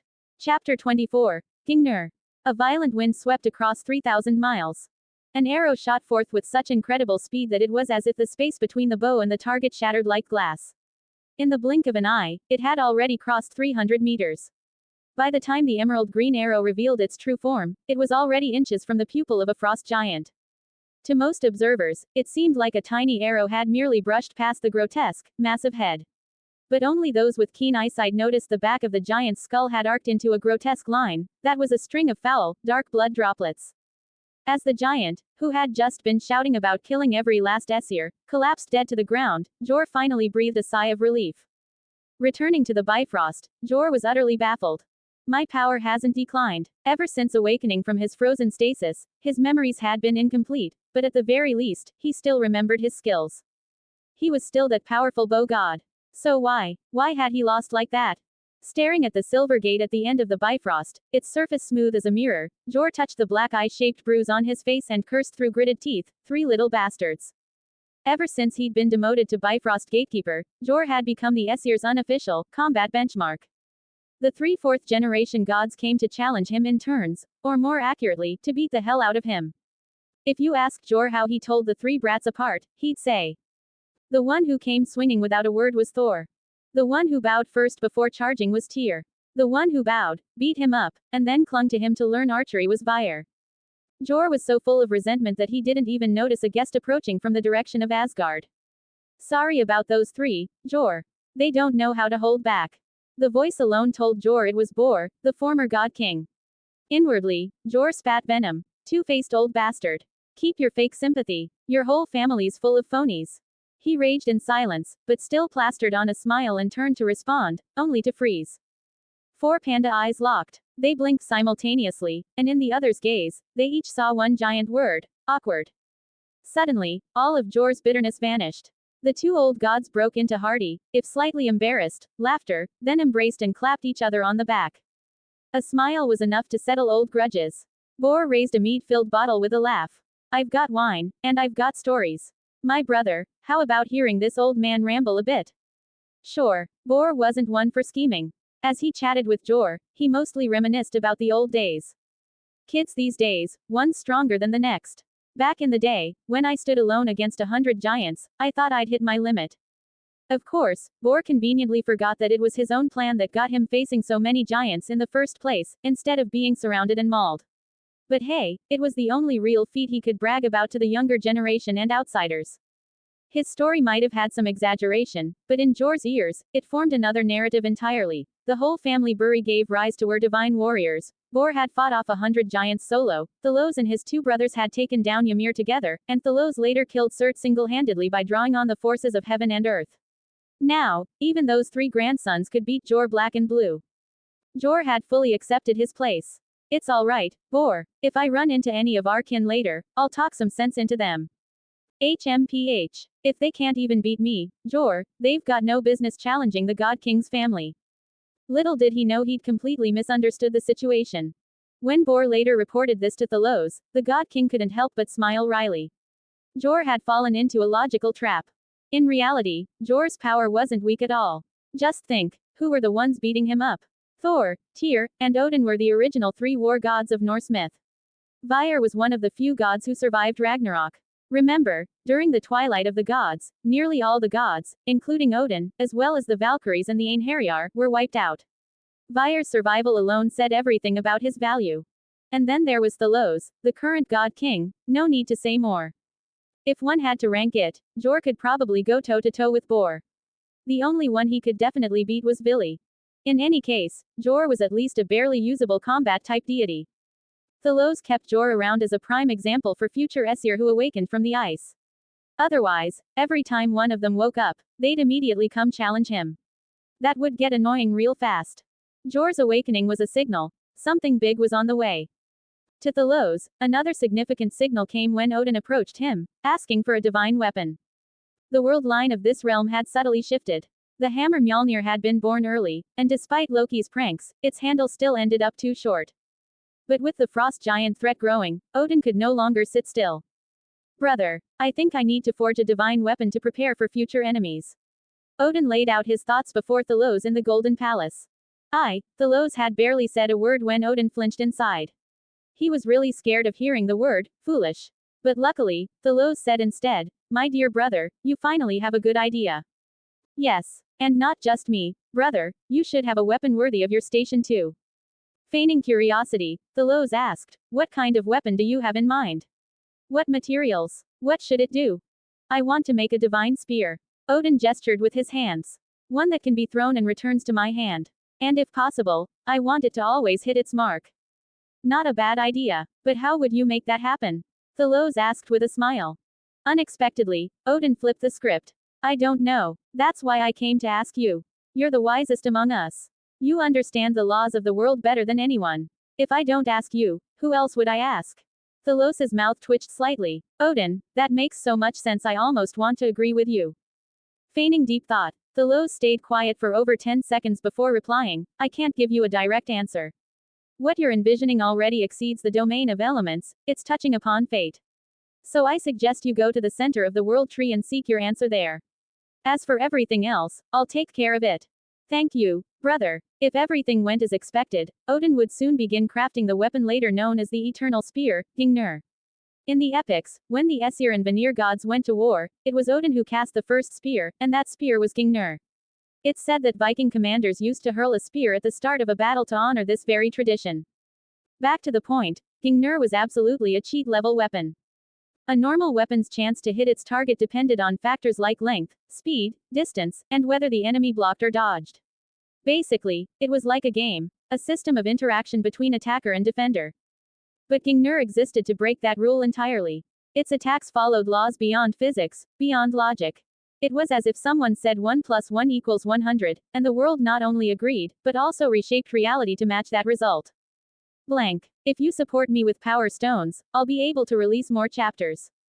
Blank. Easter discount on Patreon. From Thursday to Sunday, I'm offering a 33% discount on all Patreon tiers. Just use this code when you sign up. 7DC41. If you'd like to support the project and get early access to chapters, now's a great time to join or upgrade. The offer is only available for those 4 days. Thank you for your support. www.patreon.com/mutter closing square bracket. +50 power stones equals +1 extra chapter. 1 comments 0 vote. Chapter 25. 3 fates, missing 1. This was the power of fate. Because of fate's intervention, all physical interactions were bent toward one outcome, the fulfillment of Gingnir's wielder's desire. This forceful imposition of irrational laws over rational ones ensured that no matter how a target might dodge, parry, or block under ordinary rules, they could never evade a strike from Gingnir. This was a bug. Originally, Thalos had figured that Odin would follow the epic's narrative, head to the center of the world tree, snap off a sturdy branch to forge Gingnir, and then, as written in the legends, pierce his own chest and hang himself upside down for 9 days, ultimately comprehending the runes of mysterious power. That would be the end of it. But an unexpected development left Thalos momentarily at a loss. No sooner had Odin departed than news arrived. Mimir's wife had given birth. Twins. Both healthy. Named Erd and Verdandi. And they apparently possessed divine power. Wait a second. Where was the third? In mythology, Mimir's 3 daughters were the Norns, the goddesses of fate. Eldest daughter Erd governed the past, second daughter Verdandi governed the present, and the youngest, Skuld, governed the future. The trio didn't just preside over human destiny, they could foresee the fates of gods. And now, they were too. The one responsible for future, didn't show up. This news made Thalos frown deeply. Having lived in the world of Ginnungagap for some time now, Thalos had begun to grasp how its will operated. When the world instinctively felt a need for a thunder god, one would be born as the son of the god king. Whether that god king was Odin or Thalos didn't matter to the world. Each new god's birth was necessary. So, if the goddess of the future, Skuld, was absent, what was the world trying to say? That the future didn't matter. Or had the god who governed the future already been born? If so, who was it? The question gave Thalos a headache. Set it aside for now. Thalos chose instead to summon the master dwarven smith Dvalin, instructing him and his craftsmen to prepare for the forging of the divine spear. As for himself, he would personally accompany Odin to the heart of the world tree. When they arrived, Odin was stunned. In what he thought was an eternally unchanging place, the core of the world tree, he saw countless chaotic tendrils, visible to the naked eye. They were almost material, coiling around the trunk like writhing serpents. Though silent, they somehow gave off the illusory SHFF of snakes slithering. The dense, vein-like strands of chaos made even the vibrant green glow of the world tree appear dim. Odin gasped. This is. Chaos never left us, Thalos replied. It's always been here, beyond the sky, and at the very core of the world tree. The tree purifies chaos, giving all beings a space to live. Odin shivered. What if one day, the tree's purifying power fails? Thalos lifted his head, eyes distant, though in truth, he was peering toward a world faintly tethered to this one, but could not see it clearly. He spoke slowly. If the world tree weakens, that would mark the beginning of the world's end. Odin visibly paled. What would we do? We either accept the world's decline and struggle on in a lower realms cycle, or find a new path forward. Odin fell silent for a long time. He lowered his head. When he looked up again, Thalos saw a strange light in his brother's eyes. Brother, you're incredible. You really are the one best suited to be God King. Thalos raised an eyebrow. You always call me foolish. I never wanted to admit it before. But over time, I've realized you were always right. I've run out of arguments. Quote. Think about it. Back then, life was hard. Us, the giants, everyone lived primitive, filthy, and vulgar lives. But when you became God King, you suddenly seemed to know everything. Mortals come to you with questions, you answer them all. When gods, giants, and mortals fight, you mediate and deliver fair judgments. Honestly, brother, I admire you. No need for that. Study hard. One day you'll carry the weight too. No need, brother. I'm actually fine helping you from behind the scenes. Quote. Thalos wasn't quite buying that. I love this world. We named every piece of land we stand on. It raised us, and it will one day nourish our children. We brothers rebuilt this world with our own hands. We know every inch of it. We watched the mortals begin to thrive. We watched them revere us as gods. Since I love all this, of course I'm willing to give everything to protect it. That's the right thinking. The world has gifted us with power, we must return all its blessings with responsibility. I'm glad you understand, brother. But what I'm about to do, don't tell father or mother. I don't want them to worry. Realizing the depth of Odin's resolve, Thalos nodded. Clearly, fate had already nudged Odin to come here before. He had felt the power hidden within the world tree's core and understood that sacrifice was needed to draw it out. Right before Thalos's eyes, Odin stepped forward and broke off a 6-meter-long branch, taller than himself, from the world tree. Then, he leapt high onto a thicker segment of trunk, pulling a fresh shoot down and binding his ankles with it. Dangling himself upside down, he pressed his back to the bark. Then, with the thick branch in hand, he drove it straight through his chest, pinning himself to the tree. To gain mysterious power, one must offer a sacrifice. Odin's offering was pain and blood. Drops of divine blood flowed from his chest and fell onto the bark of the world tree. As blood loss and frigid winds took their toll, Odin began to drift into a trance-like, mystical state. Silently watching, Thalos knew, Odin was about to comprehend the legendary runes. These ancient symbols held the foundational power of the world tree. The runes were their conduit, but merely obtaining them wasn't enough. They were only vessels. One had to later learn the accompanying incantations. One day passed, then 2, then 3, and then. Fate played a colossal prank on both Odin and Thalos. Because Thalos suddenly realized, the runes were appearing in his mind, too. Wait. Wasn't there some mistake here? Blank. If you support me with power stones, I'll be able to release more chapters. Blank. Easter discount on Patreon. From Thursday to Sunday, I'm offering a 33% discount on all Patreon tiers.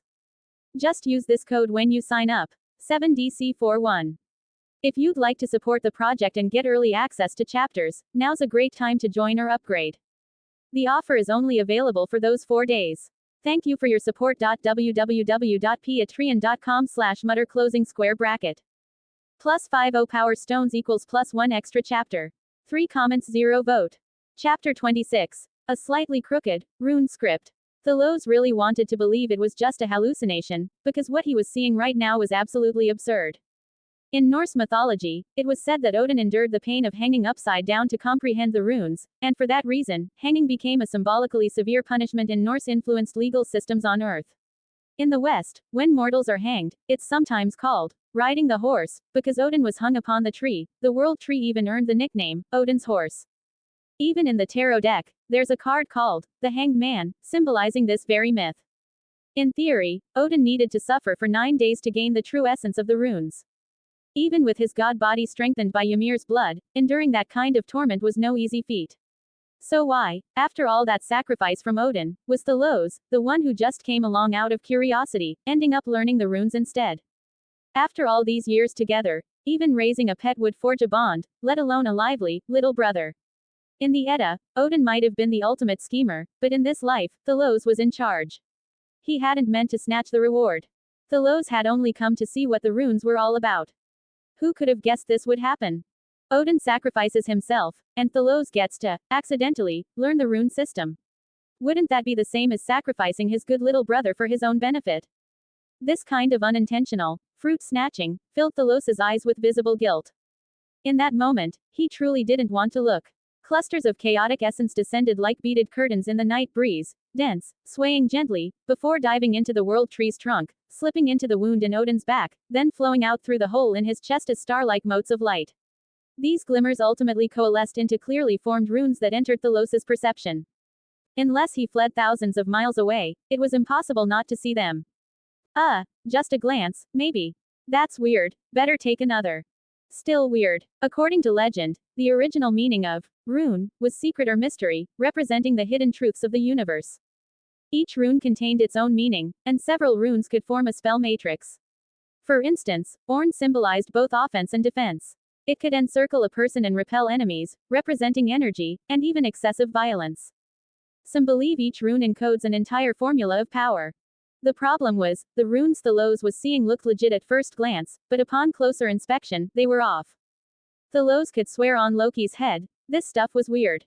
One rune, about the size of a fist and shaped like an upward pointing arrow, at first glance appeared traditional. But staring a bit longer, Thalos saw, within the arrowhead, tiny lines of glowing red gold characters, written in simplified Chinese. And they were the 3 laws of thermodynamics. Sweat broke out all over Thalos. At last, he understood why. Back when he reshaped the world of Ginnungagap as the transmigrated God King, he had intentionally embedded a ton of Earth's physical formulas into the world's framework to sabotage the soon-to-descend Vanir gods, defining gravitational constants, density units, pressure systems, and so on. These were systems developed by Earth's scientists, refined, airtight, and irrefutable. And the naive will of the world had fully accepted them. Now, thanks to that, the original rune scripts were being localized into a Chinese translated version. Anyone wanting to learn runes would first have to learn Mandarin, then undergo a full Han to rune translation process. As for the real runes, who knew where they'd been buried? If Thalos didn't step in soon, Odin might end up studying mystical Han characters instead. Oh no, my foolish brother. If you were going to study this, why stab yourself and hang for 9 days? Such a great gift. I'm honestly unworthy of it. You want to learn Chinese? I'll tutor you for free. Just then, Odin, who had been in a meditative trance, slowly opened his eyes. From his inverted view, he saw his big brother's face full of concern and guilt. Brother, am I just too stupid? Odin said weakly. I could sense the secrets of the world, but I couldn't understand a single symbol or letter. Thalos, for once, spoke seriously. What you saw were decoy laws I established when rebuilding the world. Brother, there's no need to torture yourself like this. I'll erase the illusions. If you really want to learn, I can teach you myself. But Odin shook his head. No, brother, I felt the call of fate. And discovering it on my own feels far more profound than being taught. Thalos was speechless. After a long pause, he sighed. If that's your choice, I won't stop you. I'll stay here and wait. I hope all goes well. Good. With that, Odin closed his eyes again and returned to his state of enlightenment. Meanwhile, Thalos frantically began communicating with the world's will, trying to override the Chinese localization and get Odin access to the original rune language. 4th day, 5th day, finally, the 9th. After 9 full days of agonizing inverted meditation, Odin at last opened his eyes. Still impaled and dangling, he was obviously in a severely weakened state. And when he pulled the world tree branch from his chest, he was so depleted he couldn't even keep his balance. He tumbled off the tree, headfirst. Thalos, who had been waiting at the ready, shot forward like a flash of divine light and caught him in time. At that moment, Thalos had a strange illusion that this familiar yet unfamiliar god before him now only needed a single glance to freeze space itself and reduce his surroundings to dust. Whoa, this guy's scary now. Odin gave a weak smile. Brother, I think I've learned how to travel through space. That's incredible. Thalos's heart skipped a beat. Was this what it meant to be Odin? That kind of innate talent? Space was among the most powerful domains. Under normal circumstances, Thalos should have been envious. But he wasn't, because at the same time, in the depths of his soul, a rune-like symbol floated up. It resembled the letter Os, a prophetic and revelatory rune, representing wisdom and reason. Often, it symbolized guidance. With this enlightenment, Thalos realized he too could begin delving into the entire set of runes in his own way. But clearly, this life's Odin had taken a very strange path, like joining a Chinese cram school and diving headfirst into the craziest subject, space physics. And even more absurdly, after Thalos, as God King, communicated with the world's will, the will actually accepted this bizarre new space-based rune system. Which meant the Gingnir that Odin would forge in the future wouldn't function based on fate, but on space manipulation to ensure it hit its target. So, had Odin gone off the rails? Or had he not? Even Thalos, the mastermind himself, was starting to lose track. But now that the runes were somehow dealt with, both brothers suddenly spoke in unison. Runic incantations. Blank. Check out my Patreon for plus 200 additional chapters in all my fanfics. Only $5 per novel or $15 for all.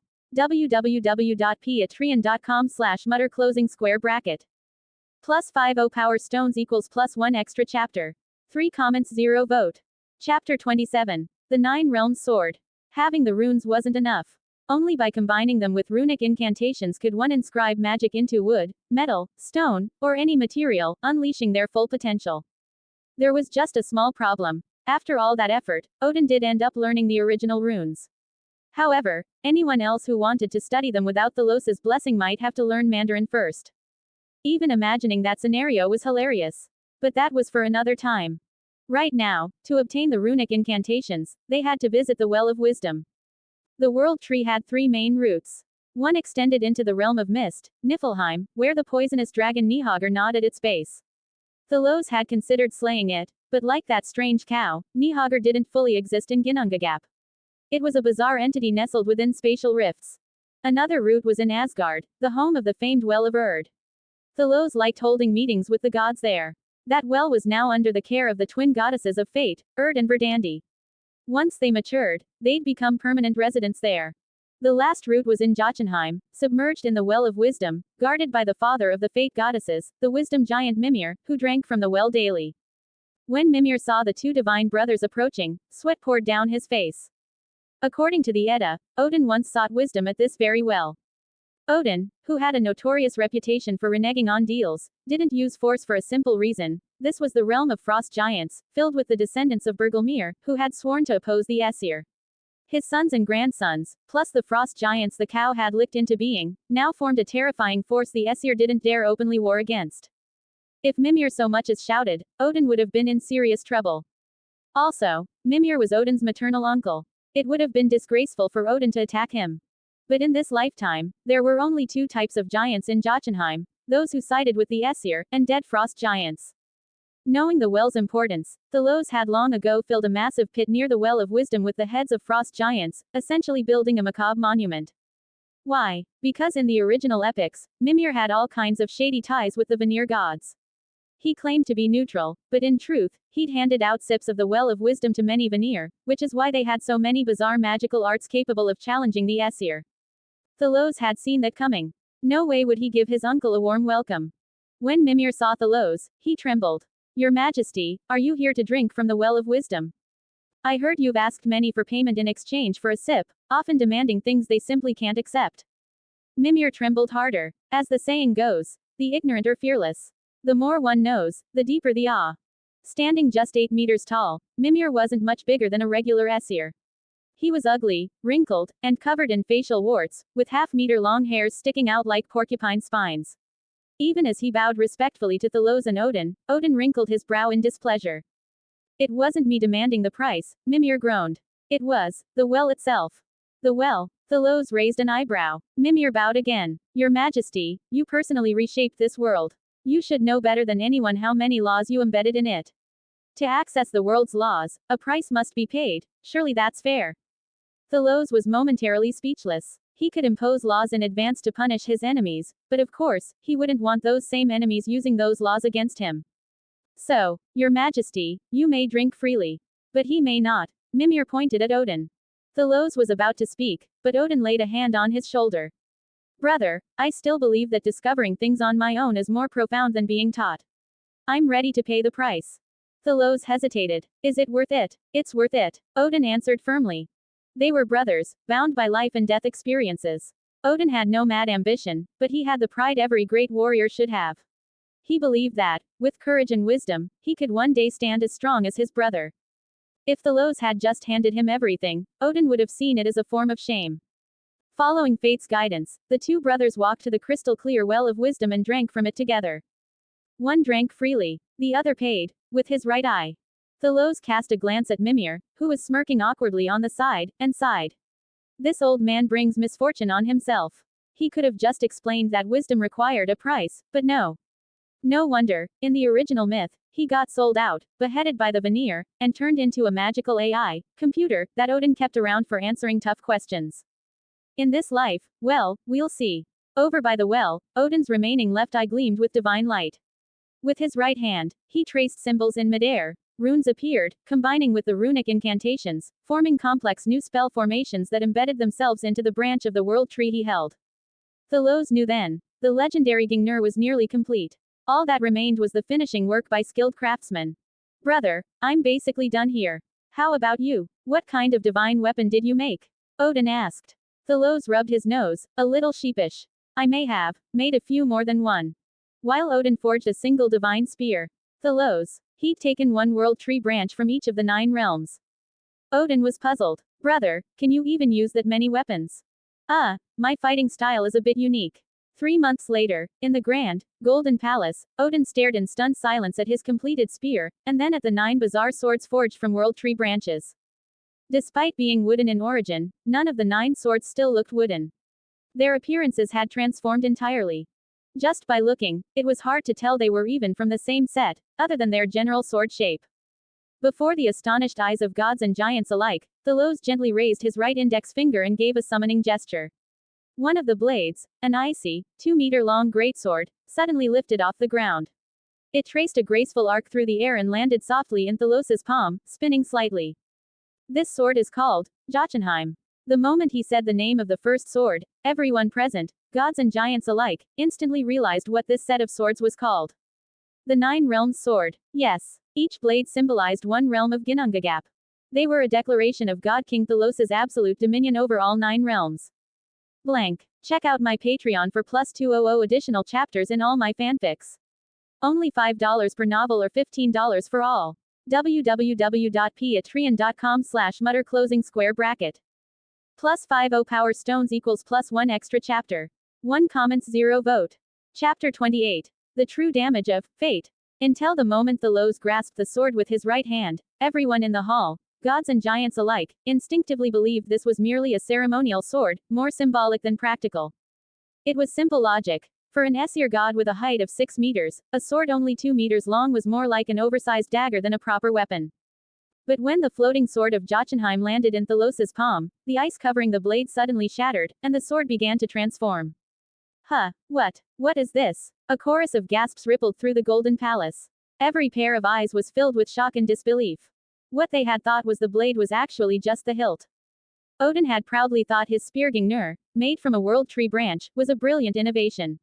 But who could have imagined that his older brother had taken that same concept even further, using a branch of the world tree merely as the grip, embedding into it a sharpened fang from Ymir, the progenitor of all frost giants, as the sword's ridge, and finally forming the 4-meter-long blade and cross guard from condensed ice. This was a full-sized 2-handed greatsword, matching the god king's own height. Yet it wasn't the design that truly stunned everyone, it was the aura it exuded. Thalos's eyes were calm, but in that moment, every presence in the hall felt the elemental forces around them being banished in fear, replaced by the rising dominance of ice. An entire frost world was descending, seizing control of all elemental balance in the chamber. Instinctively, many looked around, only to see faint, ugly phantoms of male frost giants emerging from nothing. Shuddering, they all fell to their knees before the wielder of the sword of Jotunheim. No, not just them. The air was filled with a primal presence that all frost giants knew well, as if they were back beneath Ymir's feet, kneeling in reverence before their progenitor. And then, a shrunken specter of Ymir himself appeared. His gaze was deep and silent, sweeping across all his disobedient descendants. There was no anger, no madness, no grief, not even disappointment. Only surrender. Inevitable surrender to a shared destiny. Then Ymir, too, knelt before Thalos. And the giants in the hall, all of them, followed in solemn unison. Thus, the sword was complete. Jor, the newly recruited bow god, alongside his fellow kin, finally understood what the Nine Realms sword meant. It didn't just represent Thalos's dominion over the Nine Realms. It didn't merely affirm his legitimacy as king. It was the declaration of absolute conquest. So long as Thalos held this blade, he could draw upon the power of Jotunheim's endless frost at will. And the same applied to the other 8 swords. Each was constructed with a world tree branch as the hilt, symbolizing the tree bearing that realm. The blade, made from condensed elemental essence, was the true core. The sword of Muspelheim, for example, was a sword of fire, and its sword spirit was none other than Surtur, the progenitor of fire giants. Unlike Ymir, Surtur wasn't the type to submit. Even after death, he was explosive by nature. With just a flick of the hilt, flames blasted 30 meters across the hall. The heat alone was overwhelming, and Surtur's furious roar echoed from within the fire. Thalos couldn't help but wonder. In mythology, it was Surtur who wielded the flamed sword that destroyed Asgard during Ragnarok. Now that Thalos had claimed Surtur, would another fire giant rise to take his place? Regardless, the fact that 2 primeval giant souls had been forged into sword spirits made these weapons on a whole other level. Then came the sword of Asgard, representing Thalos's rightful divine inheritance. This sword was forged of metal, crafted using the same technique as Mjolnir, and inscribed with countless runes down the spine. Thalos kept it mostly hidden, and no one dared ask too many questions. These 3 were undoubtedly the strongest of the 9. The rest followed as expected. The sword of Alfheim represented light, though it was noticeably smaller. Its hilt was barely half a meter, just right for a single Aesir hand. But for an elf or a human, it would be a perfect 2-handed grip. Everyone guessed that, if needed, Thalos would bestow these smaller swords to his most trusted subordinates. No need to go into every sword in detail. Only one stood out as strange, the sea sword, the sword of Vanaheim. It lacked not just a blade, but the hilt was dim and dull, unlike the other 8. Its presence was disproportionate to the rest of the set. In truth, everyone had long held questions about why Thalos had preserved Vanaheim as a middle-tier world during his initial shaping of the cosmos. Odin couldn't help but ask, "Brother, what's going on with the sword of Vanaheim? Don't we already control that world?" Thalos simply smiled. Pressed by Odin's repeated questioning, he finally gave a cryptic reply, "The time hasn't come." He didn't know that, at that very moment, across space and time, the 2 infant goddesses of fate, nestled in their cradles, both clenched their tiny fists in unison. Only Thalos, the transmigrator, knew the real reason he wanted 9 swords. He wanted 9 cauldrons. And the final cauldron was still missing, for the Vanir gods had not yet arrived. But this wasn't even the deepest secret hidden in the Nine Realms sword. Casually picking up the sword of Muspelheim, Thalos traced his finger across the blade. It bore a rune shaped like the character, Mu, wood, but missing its top horizontal stroke. This rune, in ancient tradition, meant clarity, flame, inner light, and divine fire wisdom. Did Thalos need this to cast fire? Not at all. He had inscribed the rune for one purpose only, to make sure fire functioned correctly and inexorably. Anyone who's cooked knows, just because you apply fire doesn't mean something cooks. Moisture, density, ignition point, there are many things that can prevent heat from doing what it should. But a rune like this, it made fire inevitably correct. In practical terms, once the 9 swords were inscribed with runes of fate, they gained a terrifying effect. If they hit the target, they would deal 100% unavoidable, fate-destined, true damage. This was the real horror of the Nine Realms sword. The power of fate was true damage. As Thalos looked over the 9 blades, he couldn't help but feel guilty toward Odin. They'd both studied the runes, both drank from the well of wisdom. Odin had hung upside down, gouged out an eye, and all he got was a space-type spear. Thalos. He did practically nothing, and somehow inherited a portion of Odin's destined fate. My foolish brother, I've wronged you. But what could he do? The world believed he was smarter, and so fate had been handed to him. Could he reject it? He'd even considered forging a weapon that combined space for guaranteed hit and fate for true damage. But Ginnungagap's world will refused. Why? Because fate was still more suitable to deal with the Vanir gods, renowned for their legendary tankiness and refusal to die. After everyone had left the hall and the room stood silent once more, Thalos finally spoke in a low murmur. Vanir gods, come soon. I'm starting to get impatient. Blank. Check out my Patreon for plus 200 additional chapters in all my fanfics. Only $5 per novel or $15 for all. www.patreon.com/mutter closing square bracket. Plus 50 power stones equals plus 1 extra chapter. 2 comments 0 vote. Chapter 29. The arrival of Frigg. The emergence of the 10 divine weapons stirred heated discussions throughout Asgard, and even among the many races living under Aesir rule. Particularly when it became clear that Thalos most often only wore the sword of Asgard at his waist, at most keeping the frost and fire swords hovering nearby like bodyguards, people began speculating, would they one day receive the God King's recognition and be granted one of the swords? Perhaps, as a symbol of ruling an entire realm. But then, just as the news of the Nine Realms sword was spreading far and wide, Thalos made a new declaration: he would implement a writing system based on runes. It was a simplified, practical version of the runes, runic script, designed for mortals to use in writing. On Earth, runes had long been extinct, surviving only in academic texts. But in Ginnungagap, this was the first true written language. Though clunky and difficult to learn, it matched the Aesir tongue perfectly. The arrival of writing marked the end of primitive life for mortals. It meant knowledge could now be recorded, taught, and passed on. To Thalos, it had just been a casual afterthought. If he felt like it, he might even have introduced Pinyin and Chinese characters to this world. But with the Vanir gods still absent, he preferred to rely on the inertia of fate and quietly dig a deeper trap for his greatest enemies. As time passed, the colossal cow Aumbla finally licked a massive hole into the glacier. Not because it had kept licking endlessly, rather, she'd accidentally uncovered a long, narrow ice cavern over 100 meters deep, made of glowing blue crystal ice. Realizing there was nothing left to lick, the cow wandered off. With the return of spring, the warm sun cast golden light into the ice cavern. Refracted in all directions, it bathed the interior in a dazzling brilliance. And within, dozens of beautiful female figures, frozen in ice, began to melt. More Aesir goddesses were awakening from their long slumber. Following the pull of fate, they made their way toward the Bifrost, and met their fellow god, Jor the bow god. Jor swallowed nervously, but quickly composed himself. Ladies, fair goddesses, the Aesir are now ruled by our kin, Thalos Borson, son of Bor. He is the god king. Among the group, one goddess stood out. She had brilliant golden hair, long and flowing over her shoulders, her posture graceful, her beauty radiant. She was like a ray of divine sunlight, so dazzling that even the rainbow bridge seemed dim beneath her feet. Dear brother, she said, we have no objection to joining our kin's kingdom. But tell us honestly, what do you think of this new god king? Can he protect us? Jor, now fully in his element, straightened and answered solemnly, there is no need to doubt His Majesty Thalos' power. His achievements are plain to see. He pointed behind him. At the end of the Bifrost, flanking the massive metal fortress, stood 4 enormous, bloodshot giant eyes, a silent but terrifying warning to all newcomers. The goddesses were not frightened, but impressed. They nodded solemnly in approval.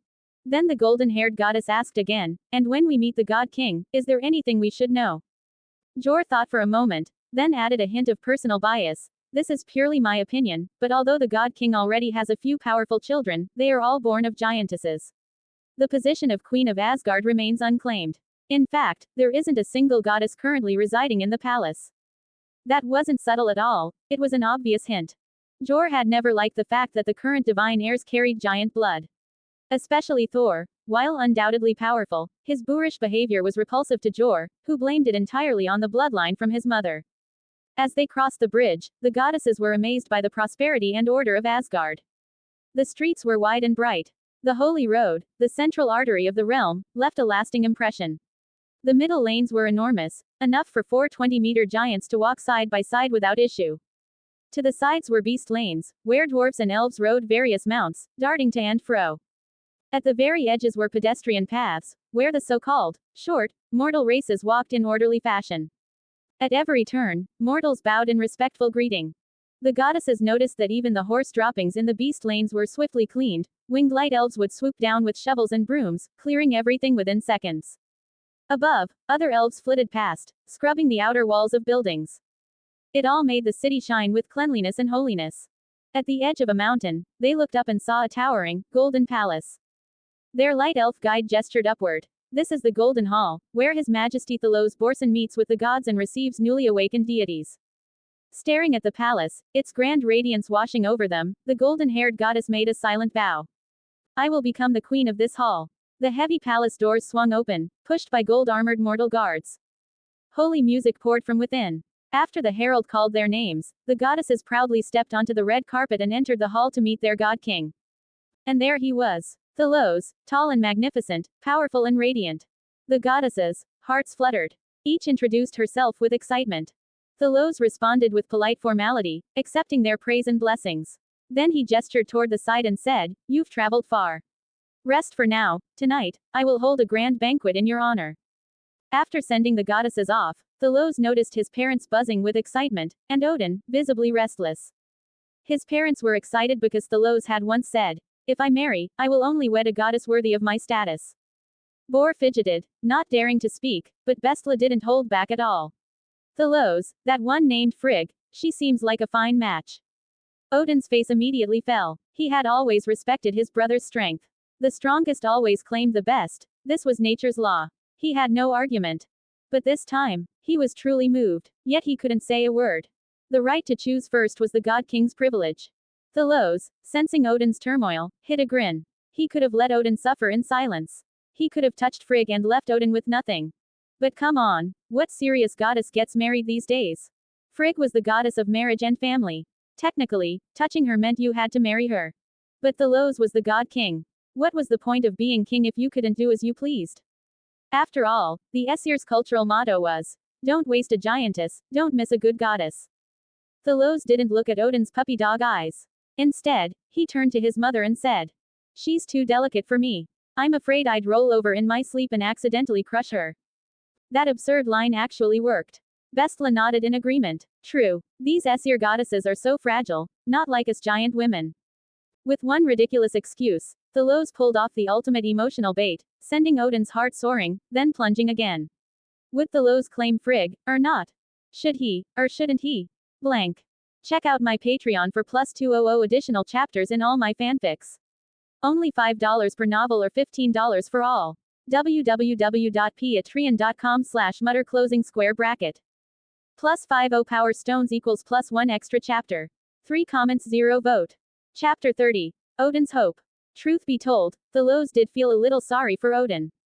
Having grown up among only female giants, Odin was no stranger to their rough allure, but aside from them, all he'd ever seen were the mortal beings they created. If the first woman he ever chased after ended up being a mortal, well, Odin's dignity would have taken a hit. Now finally, for the first time, he laid eyes on true kindred spirits, Aesir goddesses, and what happened? He was utterly steamrolled by Frigg's overwhelming presence. The beautiful and noble Frigg came equipped with a passive charm aura. This was a nearly permanent charm effect, not dark magic, no malicious intent, no mind control, just raw allure. Even if a deity wasn't susceptible to the charm, it could still lower hostility just by proximity. And Frigg's base stats were already off the charts. Add in the aura, and the pure-hearted Odin stood no chance. "Oh, my dear foolish little brother, don't say your big brother, never gave you a shot." Turning toward Odin with a sly expression, Thalos spoke in a casual tone. "Odin, is there a goddess who's caught your eye? If so, go confess to her. As long as any goddess is willing to hold your hand, I won't interfere, and I'll even offer you my blessing." Odin's heart nearly burst from joy. He couldn't control the grin that spread across his face. "Really, brother? You're not messing with me? Why would I lie? That's a promise from the God King." Thalos's tone was solemn, but he didn't forget to tack on one final line. "But if she does turn you down, well, I might have to make a move." "No worries, brother. I'm confident." Odin beamed. Thalos watched his excited, dopey grin and sighed inwardly. "Ah, foolish brother, you're still too young." Everyone watched Odin bounce out of the Golden Hall, heading back to his own palace to prepare for the evening banquet. Bor suddenly asked Thalos, "Son, do you think Odin's got his eye on that Frigg girl?"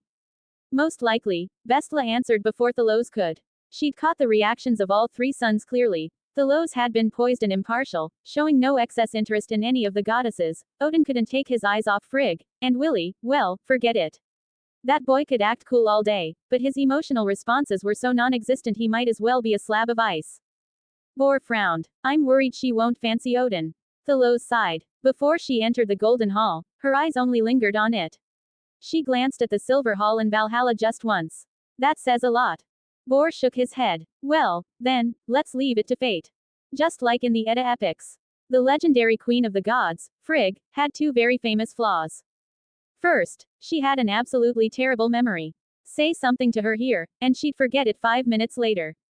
Yet, sometimes this flaw was useful. Odin had a magical throne that allowed him to see the past and future, and Frigg was the only other being allowed to sit in it.